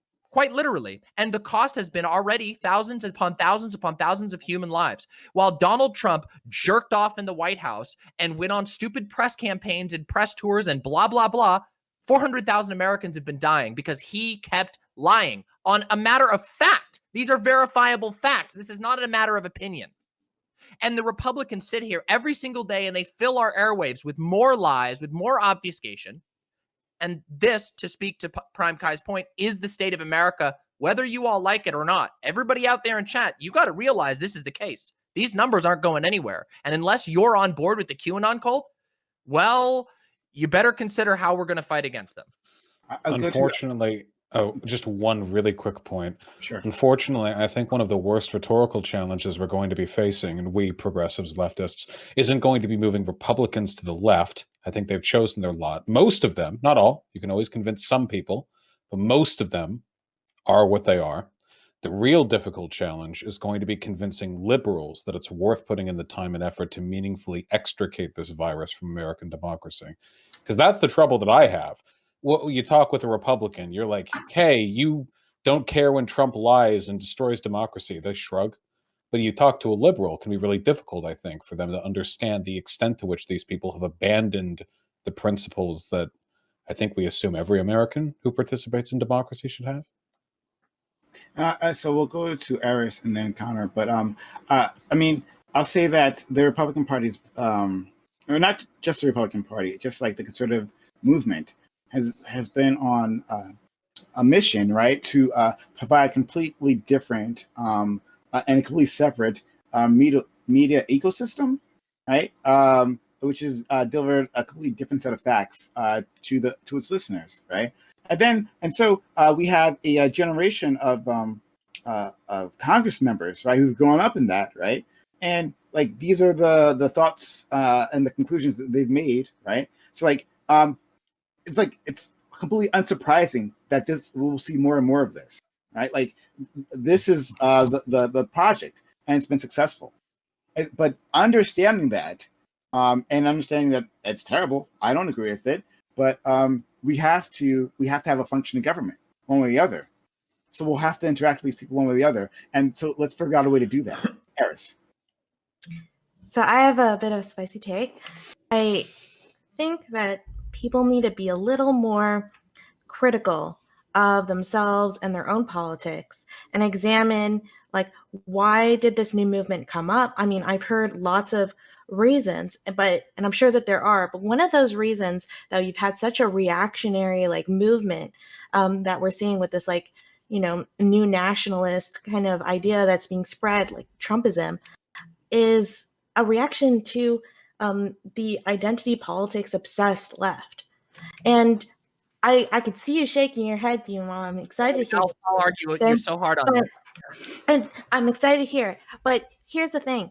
When one of the problems is I genuinely think that, and most historians I've talked to agree, right, that Trump and this new movement reminds them of fascism. That when he speaks, the language that he uses, the rhetoric and the euphemisms is very, very similar of like that great man syndrome that we saw in the early 20th century of fascism. But none of that stuff gets taken seriously. Like just try to say, you're concerned about new fascism in the United States. Almost every right winger will just roll their eyes at you. And one of the reasons why is because that term is just meaningless now. It gets thrown around. No, yeah, but it gets thrown around. The argument you're making right now is telling the Jews to stop complaining so much. That's I'm gonna lose it. Absolutely. I'm a fucking loser. Wait, hold on. So goddamn Demon, let her finish her every point. right. I think you have every right to complain, right? Like that's not the issue. To me, the problem is like that reaction that so many leftists are participating in. Okay. And I've seen it on this panel. I've seen it in my Discord server, seen it everywhere, where you just hear one person say something that doesn't tote that liberal identity politic line, right? And you just start throwing labels at them and being so incredibly uncharitable. And it means that those labels that are so important, right, to us to be able to actually demonize problematic behavior that Trump has done, okay, they become meaningless. Like I've been called a fascist. I've been called a fascist, right? Like let it finish. No, I've been called a fascist just for saying an oath to the Queen when I became a citizen of Canada, or for operating in a colonial university. Okay, I've seen people on this panel just like immediately take the most uncharitable views of everyone and just rage and just immediately just shout out these labels, and they've just become meaningless. I'm not saying everyone in the left is responsible for this. I'm not saying that the left is completely responsible for Trump, but I do think that there are people that this movement is in part a reaction to that. Okay, wait. Okay. First of all, and this needs to be, dude, I need this to be like under a minute. I'm about to lose my shit. Also, that was directed at me, so I would like to respond. But go ahead. Okay, look. I want to say this. Okay. First of all political labels are misused by all groups. Okay. Second of all, I'm really no. Fascism in America did not come up because of irritating college students misunderstanding what white privilege means. All of the mainstream ideological tenets of the modern Republican Party, all of these can be directly traced back to political and corporate actions taken by people in positions of power who are conservatives. If you want to look at the attitude towards Muslims, we can look towards 9/11. If we want to look towards the LGBTQ movement, the attitudes towards that, we can look back decades and decades. That has nothing to do with identity politics. As for BLM, there are people in the Republican Party alive today who were also alive to throw rocks at black children integrating into schools back in the 1960s. So now there are a lot of really annoying left-leaning people who misuse this terminology, and I dislike that, and I do think it's counterproductive. But I think we are giving way too much credit to the idpol types by saying they're responsible for the advent of global fascism. It is something we're seeing around the world, not just in America. I just said they've contributed to it. I didn't say they were. Well, okay, sure. Dude, I'm a fucking wizard. I gotta go. But also, well, listen, I was directly targeted by Eris. Like Eris literally called me out by name, so I would like to be able to respond if that's fine. I know you have something else you want to follow up about, but no, go ahead. Okay, thank you. Please. Appreciate it. Listen, the problem with this idea that fucking leftists will call anybody a fascist. I can literally go watch the entire history of my appearances on Prime Cayes. There's probably been 4 or 5 separate times where I've had this exact discussion, and every single time I explain precisely why, hey, what this is fascism. Here is how it's fascistic. Here is how it has historical parallels. This is how we ideologically identify fascism. And you know what right-wingers do? They go, I don't fucking care. Because guess what? It's a sad fact that a lot of the right-wingers in this country actually do like fascism, and they won't admit it because they know it's a bad look. They know enough to know it's a bad look, but they'll still keep advocating for it. Like Donald Trump is a great example of this. And they put a mask on, and no matter how careful you are with it, they'll always say, oh, the intolerant left. Somebody online, some random account that's a 13-year-old on Twitter once said that I was an imperialist because of this. And that's why I just had to look the other way when they decided to slam people into internment camps. It's ridiculous. It's patently ridiculous to its face. No matter how patient you are with the feelings of people who advocate for the policies of fascism, in not calling them a fascist, you're only hurting yourself. And the fact of the matter is that America has been hurting itself by not being willing to admit that people who are advocating for fascist policy are fascists and call them what they are. And so I just reject this idea outright. And I think it is almost embarrassing that a student of history would ever try to say that it is the fault, or that it would even be marginally the fault of people who are trying desperately every single day with their platform to meaningfully and substantively call this out, that it's like, oh, I got called imperialist on Twitter once, and now I left the left, and I don't believe in human rights anymore. That's ridiculous, and yes, I will mock it. And if that's you, well, then you're not an ally of mine. And guess what? I don't need to be an ally with fascists in this country, because they are a minority. They just, currently right now are able to wield certain levers in a way that keeps them power, and we all lose if that's the case. So it is in the interests of the audience that is listening to us right now, this broad audience of thousands upon thousands of viewers, to recognize that there are fascists. Yes, literal fascists. And if you don't believe me, go look it up. Go find out what fascism is and see if it's not exactly what the Republican Party has been pushing for all of these years. And if you go do that and you come up with a different result, come to my channel and show me why I'm wrong. But I know you can't. All right, counterpoints.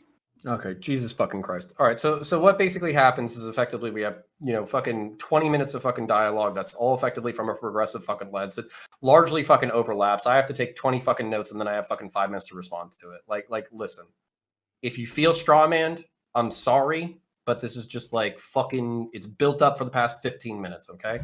So acting like the entire right wing, 72 million people had no reason to vote for the fucking right in the presidential fucking election is a fucking delusion. Trump's a fucking piece of shit. He would be a fascist dictator if he could. But asking like right people don't have fucking grievances is fucking wild to me, okay? Now, these grievances can be wrong, but they can be rooted in a logic that perhaps you don't understand.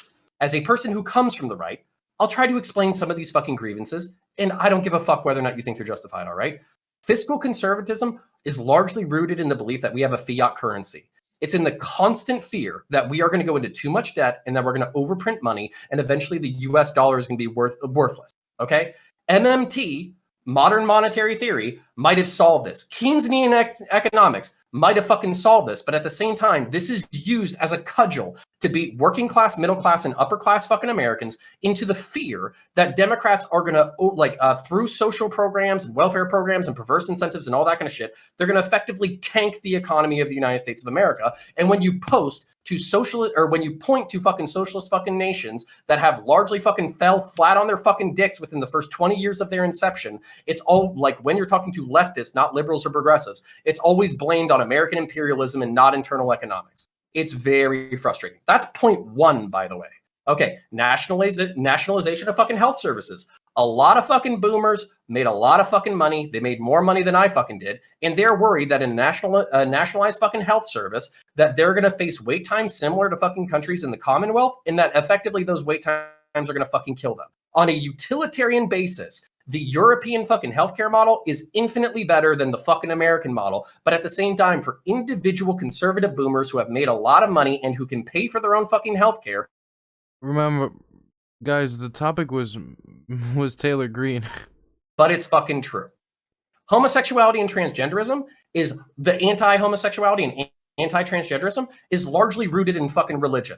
Okay, now 70% of the United States of America is still religious. It doesn't matter if they're fucking Creaster Christians or fucking Muslims or fucking whatever, they're still religious. So whether or not you think that's a good reason for them to be conservative, that's part of the reason why they're conservative.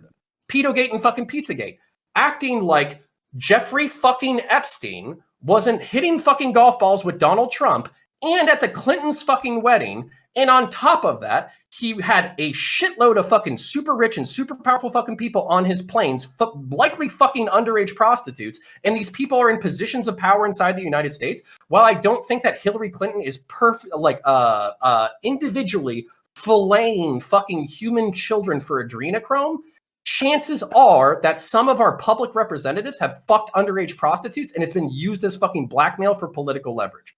It's probably fucking true. And I would like to see any fucking argument to the contrary. I'll wrap it up. One of them won the presidency in 2016. Okay, so I'll wrap it up in a fucking second. The left, whether it likes it or not, just through the sheer advocacy of socialism, basically banning the owner class, whether that's petite bourgeois or fucking bourgeois, rubs a lot of Americans wrong. American culture and American history is often rooted in colonialism. It's also rooted in entrepreneurships. So whether or not most Americans are fucking entrepreneurs, most Americans want to own a business. They want to be fucking small-owned businesses. So or small business owners. So when you say, I want to ban the fucking owner class, you're basically pissing off a large part of American culture. Finally, gun culture. It was tough for me to vote for fucking Biden because of his gun control policies. You say nobody's coming for your fucking guns. Nobody's coming for your fucking guns. Nobody's coming for your fucking guns. And then you look at the stated fucking platform of the Democrat Party, and it's some of the strictest gun control this country has ever fucking seen. So what's very frustrating for me in this fucking conversation is pretending that everybody on the right is a magatard, that everybody on the right is a crypto fascist, that everybody on the fucking right doesn't have a reason to vote for the fucking right. And this is effectively why for the past 40 minutes, this has been a left-wing fucking circle jerk beating up on Lecture Fan, because you don't think that there's any arguments on the right that are worth fucking having.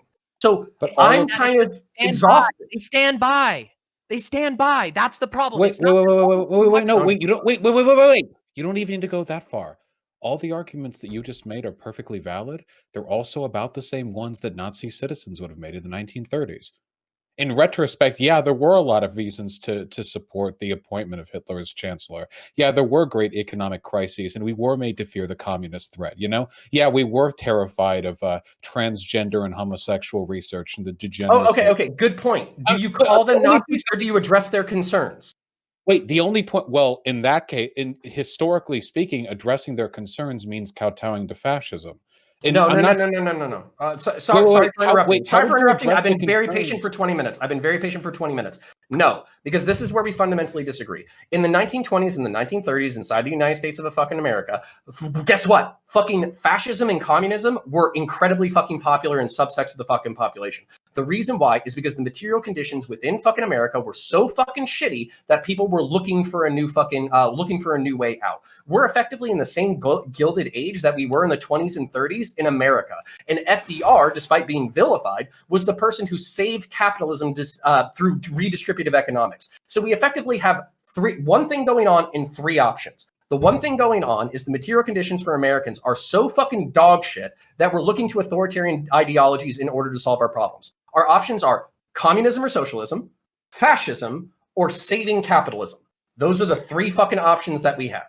First of all, I strongly disagree with the idea that it's poverty or concern with the economic well-being of the working class that leads people to support Trump, because wealthier people are more likely to support Trump than poor people. The working poor are more likely to vote Democrat. Second of all, the main reason why Nazism fell out of favor in the United States in the 1930s was because we started going to war with Nazi Germany. If you actually look at support, like public support for Adolf Hitler and the Nazi Party, it wasn't because of the product of New Deal policies. It was because we declared war on that government, and then we learned about the Holocaust. So in those cases, in Germany? What if you were in Germany and not in the United States? What if you were in Germany and not the United States? How would you combat the Nazi Party? Well, you would die in the 30s if you were trying to combat the Nazi Party. Not a great response. And you'd be killed by the state. They would shoot you in the back of the head. The goal is to get it. The goal is to not reach that point. All I'm saying is that you can find quote unquote legitimate arguments for citizens supporting the rise of fascist governments. At the end of the day, a fascist government is a fascist government. I don't really care. All I care about is preventing it. I don't really care about your concerns, especially since a lot of these concerns are rooted in delusion. What? Poor Republicans think that Republicans are going to be the ones to fix the economy? I'm not saying you solve these things. I'm not saying you solve these things with policy. I'm saying you solve these things with rhetoric. And the rhetoric. By the way, one of the answers to your question is how do you fight this thing? And I do agree, by and large, the goal is to stop before that. But just so you know, the first Antifa, anti-fascistische action in Germany was predominantly made up of Jews fighting back against fascism. So I don't know. Maybe you ought to think about supporting those Antifa guys that you always. Antifa isn't an organization; it's an ideology. I reject the fact that it's going to be a whole thing. It's going to be a whole thing. I agree. I'm pro Antifa. I'm pro Antifa. I feel like we didn't address the root of the point there. So counterpoints. You're saying we should use rhetoric. I agree. We should try to convince Republicans of moving over. The counter argument I was making was that you were saying there are other legitimate reasons to support Trump. I don't think people vote in fascist governments because in their head they're like, I'm pro-fascism. I think they fall prey to a number of political and neurological conditions which lead them to believe that that's the right road to go down. So what would you suggest then? I want to politically disempower these people. I think that's Sure. perfectly defensible. I also want to talk with them, argue against their points. But in my experience, arguing with fascists usually doesn't change that many minds. Most of the converts I get are from moderate conservatives or from liberals. And while there are people I pull from the far right, they're usually really young. Older people who are cemented in their values, whether or not those values are fascism, are way less likely to be moved over, and that's the base of the Republican Party. So what do we do there? I can address this in a closing statement. I do want to hear from Vadim, so waiting patiently. Dylan, did you agree with everything that Vaush was saying there? Because it seemed like you had a disagreement there. Am I wrong to have read into that? I don't know. I probably was gonna say something different. Can't hear you, dude. Yeah. Oh, Wait. okay. Sorry, I was muted. I don't know. I'm so lost at this point. The topic was the Taylor Greene. I wanted to build off of something earlier. I'll just speak whenever I'm given time to speak. We'll go to Vadim first, and then we'll come back to you. All right. Okay, so I just want to speak very quickly. I know it's backtracking a little bit to what Eris said about IDPOL. I think fundamentally, when you make that argument, that I think it comes down to the argument that you're making is that those who are marginalized are responsible for their own marginalization. So I think it's a bullshit argument, and I understand, like Vaush said, that there are elements of the left that can be annoying, but but don't forget they're often magnified, cherry picked, and just demonized, made into something that they are not, and made into a much more gargantuan force than they happen to be by the right. So don't buy into that. Like that's all I can say about that. The next thing that I want to say is, in terms of addressing all this problem that we have, I think that there are possibly some things that would make a small dent, because I agree with Vaush that most people are pretty set in their beliefs at a certain point in their life, unless they happen to be kind of an uncommon individual. And so I do think that we can create, maybe talk to people who are experts at disseminating information and whatnot, come up with some aggressive campaigns that target everyone, that will improve media literacy and perhaps basic scientific knowledge. But yes, again, a lot of these people are going to be resistant to that. So I think that we're looking at a very long-term project here. I think that media literacy needs to start being a part of our educational system. I think that we have to be more aggressive. Like I think we have to come up with new strategies with our teaching systems in public and hopefully private schools as well, that kind of push these things. And that, we need to like create panels to devise what these strategies will be and how exactly these things will be taught. But you really have to start with the youth for the most part, and get at them as aggressively as you can in order to kind of stave off the chance, or not stave off, but hopefully eliminate the chance of them later in life turning to batshit.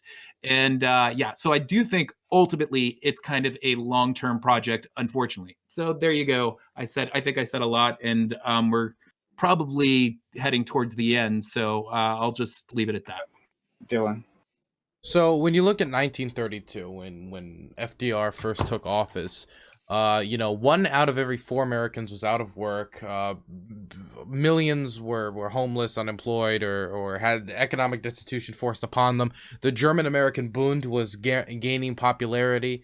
I believe it was the Silver Shirts, or the Silver Legion, was also gaining its original prominence, and radical ideas were gaining more and more prominence, and conspiracy theories about the Jews were also growing, not only in America but in other places of the world, namely Germany. And the thing that ended up sending America on a better path than it could have gone down was bold action. And you know what I said about FDR possibly being a dictator, and 83% of Republicans looking at FDR saying this guy could bring about dictatorship.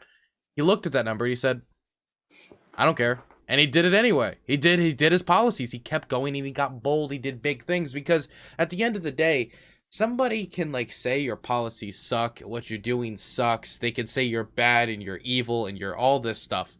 But when your policies just work, when you drag a country out of a depression, when you give millions work, when you're able to lower the unemployment rate, when you're able to do these public works program, when you're able to electrify the rural communities, the very rural communities which are not supposed to even support you, lowering the child mortality rate, increasing the amount of rural communities to be able to refrigerate food, this is the stuff that ends up taking out the fuel from people who want to radicalize people. Now, obviously, in the modern age with the online sphere, there's another factor to this, but this prime component is still there.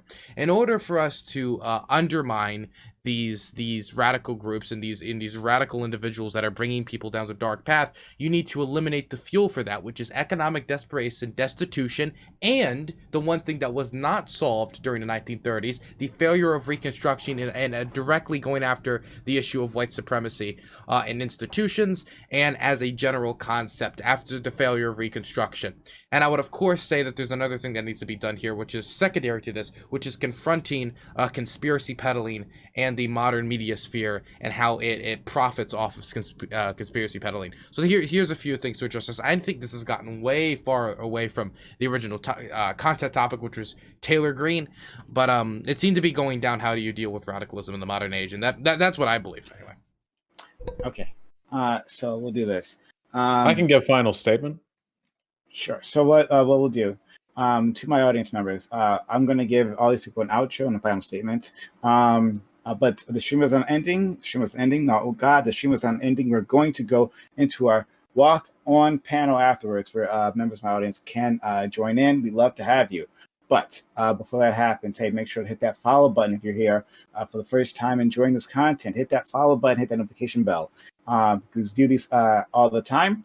We have fantastic panelists like this, great conversations. So if you want to see more of that, and of course, if you want to be a part of all this, yes, hit that follow button. We're going to do a lot more stuff. So beyond what we're doing today, we'll have our Amazon Lily panel tomorrow. That's our female panel, talking about issues important to women and non-binaries. So come back for that. That's Tuesdays, 8 p.m. Eastern.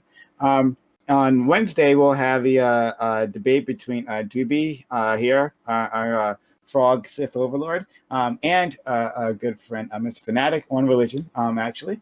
On Thursday, we're going to have our All Black Everything panel. If you can't figure out what we talk about there, then don't come. We don't need you. But also on Saturday, we are going to fully launch our Primetime Royale program that we've alpha tested last Saturday, and we'll beta test this Wednesday as well. Primetime Royale, you guys seem to really, really enjoy it. So we're gonna do more of that. Hopefully, work out all the bugs and launch it like for real this Saturday. It'll be a lot of fun. Come and check it out. But again, do that. And for people who are watching this on YouTube, you can find me at twitch.tv/Prime Cayes, PrimeCayes, as it's written on your screen right there. Please come around. We'd love to have you. But I'm going to give everyone an outro, and you can say a final statement as well while you're doing this. We'll start with our good friend, Demon Mama. Demon Mama. Yeah, thank you so much for having me on here. As for final thoughts on this topic, again, I simply challenge those who are skeptical of what I've said in the audience to please look a little bit deeper into it, because you don't really have to look very far to find the direct comparisons between the actions right now of the Republican Party, especially the authoritarian wing, the Trump wing of the Republican Party, and previous fascistic governments in the past. It is not exaggeration. There's a reason why literally everyone from liberals to leftists has been pointing this out. It's just a fact, and it's not hard to verify. And I just want to say I really appreciate being here. If you liked hearing me, please subscribe to my YouTube channel, Demon Mama on YouTube. You can come to my website, demonmama.com. Afterwards, I will be doing a Q&A and open debate session. So if you didn't like what you heard, or if you did, come on by the panel. and I'd be totally open to debate with you because I will be chilling specifically for if anyone had huge problems with my takes and wants to debate with me. And you're welcome. That includes everyone on this panel. Thank you so much for having me on Prime once again. Demon Mama, thanks for being here. Yeah, I always enjoy talking with you, Mom. I'm really glad that she came back. She's a fun panelist, a difficult panelist to wrangle, but yeah, a fun panelist nonetheless. But yeah, Team Mama is great. And to all my panelists, if you have a certain link that you want people to follow you at, right, make sure to throw it into my chat. Something like your Twitter or something that I might not have. Make sure you throw it into my chat. I want people to be able to. I can't log into Twitch right now, so I think I fundamentally hate panel shows, and I think that's the number one thing that makes me the best moderator is I hate my job, and so it just makes me have a certain disdain for all of my guests because they actually want to be on the panel show. So I think that that's an important ingredient for all panel moderators is they need to know the trash primetime of reality TV version television they're making and embrace it to a certain degree, but also keep it in line. Counterpoints. I think you did better than the other time. Last time you were mom. Yeah. I largely just like stroked out on the inside rather than on the outside. It was, still, I think I took some time off of my life, but I still, I hope I didn't do as much yelling. So, no, thank you very much for having me. If you're not following Prime right now, you're wrong. If you have a sub to give and you're not giving it to Prime right now, you're wrong. If you're not appreciative of the fact that he was able to organize, Vaush's inaugural panel show coming back into the fray, then I think that's that you're very unappreciative, and I don't like you as a person. I'm making a moral judgment about who you are. So Vaush asked, what do we do?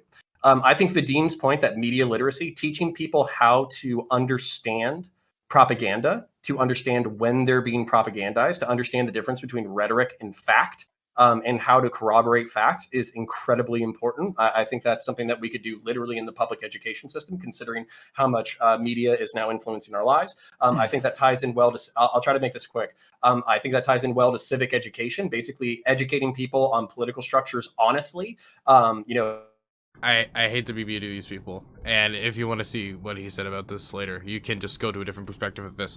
But this is part of the reason what I just talked about, my growing disdain for panel shows, is why I'm changing up the format of what I'm going to be doing with my show in the future, and I swear I'm going to be announcing something about that soon. I think we need to make panel shows more like Twitch, and the type of content we make on political content more like Twitch, and stop trying to make Twitch more like politics. 4-year veteran of law enforcement. I did 3 years in patrol, 1 year in the schools. I also have a 4-year degree in business, history, and art. And basically, I'm a centrist. I piss off lefties. I piss off righties. I piss off everybody at all times. So sometimes I'll be boys with everybody, and sometimes I'll be making everybody incredibly mad. There's 2 ways to find me. Number 1, hop on YouTube, type in Counterpoints. I'm the second channel after Contra. Number 2, hop on Twitter, type in Conorpoints, CONORPOINTS, CONORPOINTS. Follow me, and my YouTube channel is linked there. And with that, I'll shut up, and I will thank every single person here, including Lecture Fan, for being here tonight and having a good debate. Okay, Vadim, you want to shout yourself out now? Sure, I did put the my channel into your chat, by the way. Yep. So yeah, I'm Vadim, otherwise known as Hey It's Vadim, the artist formerly known as Creationist Cat. And I'm just gonna chill. I'm not gonna talk about what we were talking about before. I have a video that I've spent practically 2 months on, which is probably going to be titled The Beanie Man Cometh, The Lost Tim Pool Tapes. I really wanted to go with Beanie Bloodbath, but I think I'd get into trouble for that. Actually, Vaush, I don't want to. You did a fantastic job with Mr. Poole, but I do kind of challenge you a bit on one thing that you said about him. So I hope you get a chance to watch that video. It's got Anthony Fantano, it's got Tom Nichols, it's got We're in Hell, and I have come to drop fucking bombs in this video. There are videos that he has deleted for good reason. They make him look absolutely horrible. He has threatened to litigate people over things that he says in these videos that he's very much lying about. Just giving you guys like a little taste of it. Yeah, it's just gonna have a lot of bombs, more bombs than, I don't know, you'd find in a Dave Rubin stand-up set. And it's gonna be nothing short of a nonstop pleasure and a sheer sensation. I had a really great time on this panel. It was lovely talking with Vaush for the first time. Demon Mama, I don't know if you're even listening right now, but I would be totally down to join you after this.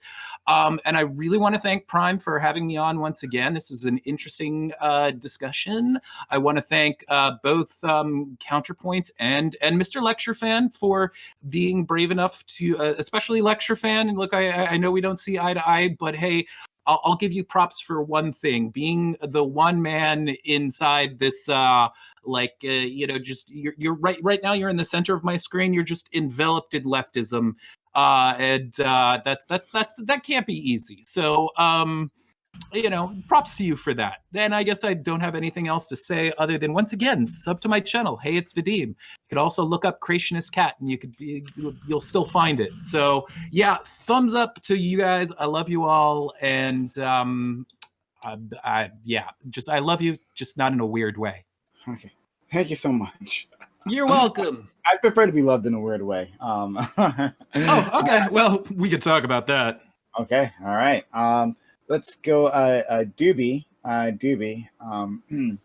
You brought fear, loathing, and hatred to my channel. As I expected, you always deliver. Thank you for terrorizing us all just for one more night. Doobie, go ahead. We have an aggressive typist. Oh no, it's an aggressive typist. Okay.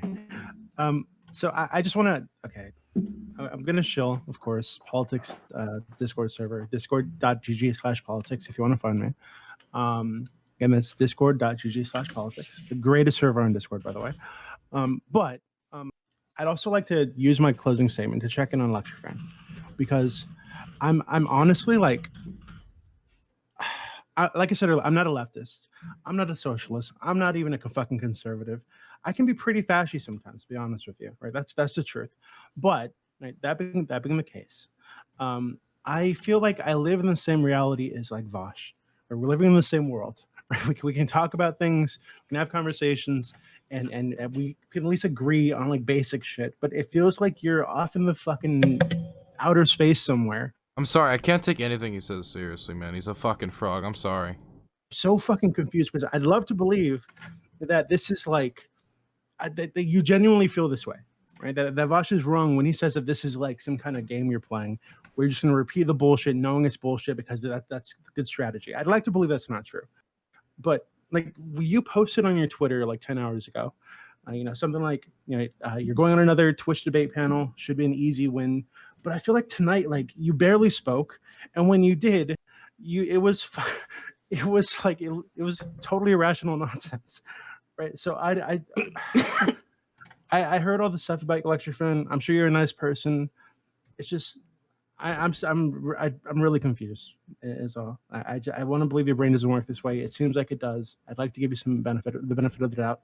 So please just tell me why I'm wrong here or later. We can whatever the fuck you want to do. Okay? Because I'm actually really concerned. I'm.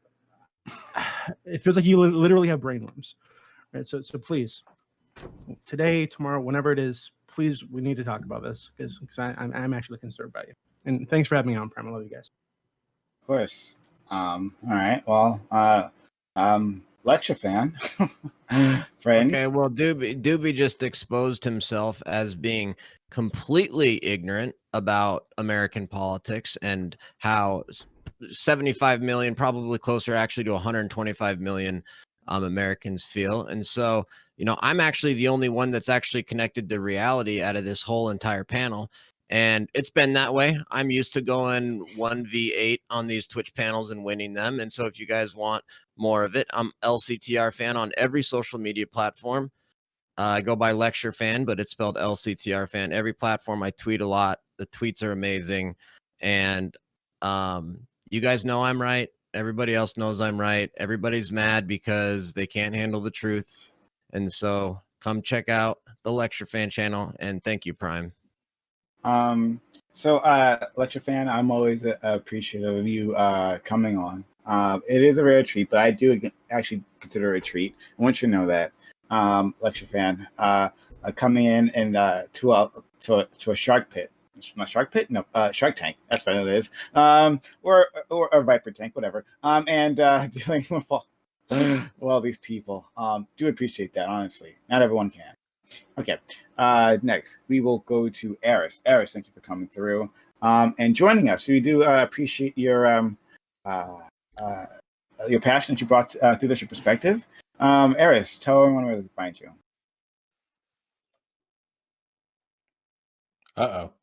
Eris? Streamer. Oh, hold on. Maybe is she still in the hold on? Because she had an issue. She had her AI turned off. The robot Oh no, woman's she's gone. there. Eris, you're okay.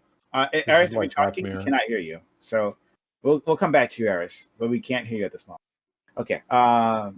Next, we will go to the homie, Dylan Burns. Dylan Burns. I can't hold it in anymore. I came here simply because I wanted to challenge Lecture Fan. I just couldn't. He was too smart for me. He was too big brained. He fought on the side of God today, and even as a child of God, he was just more godly than I could ever be.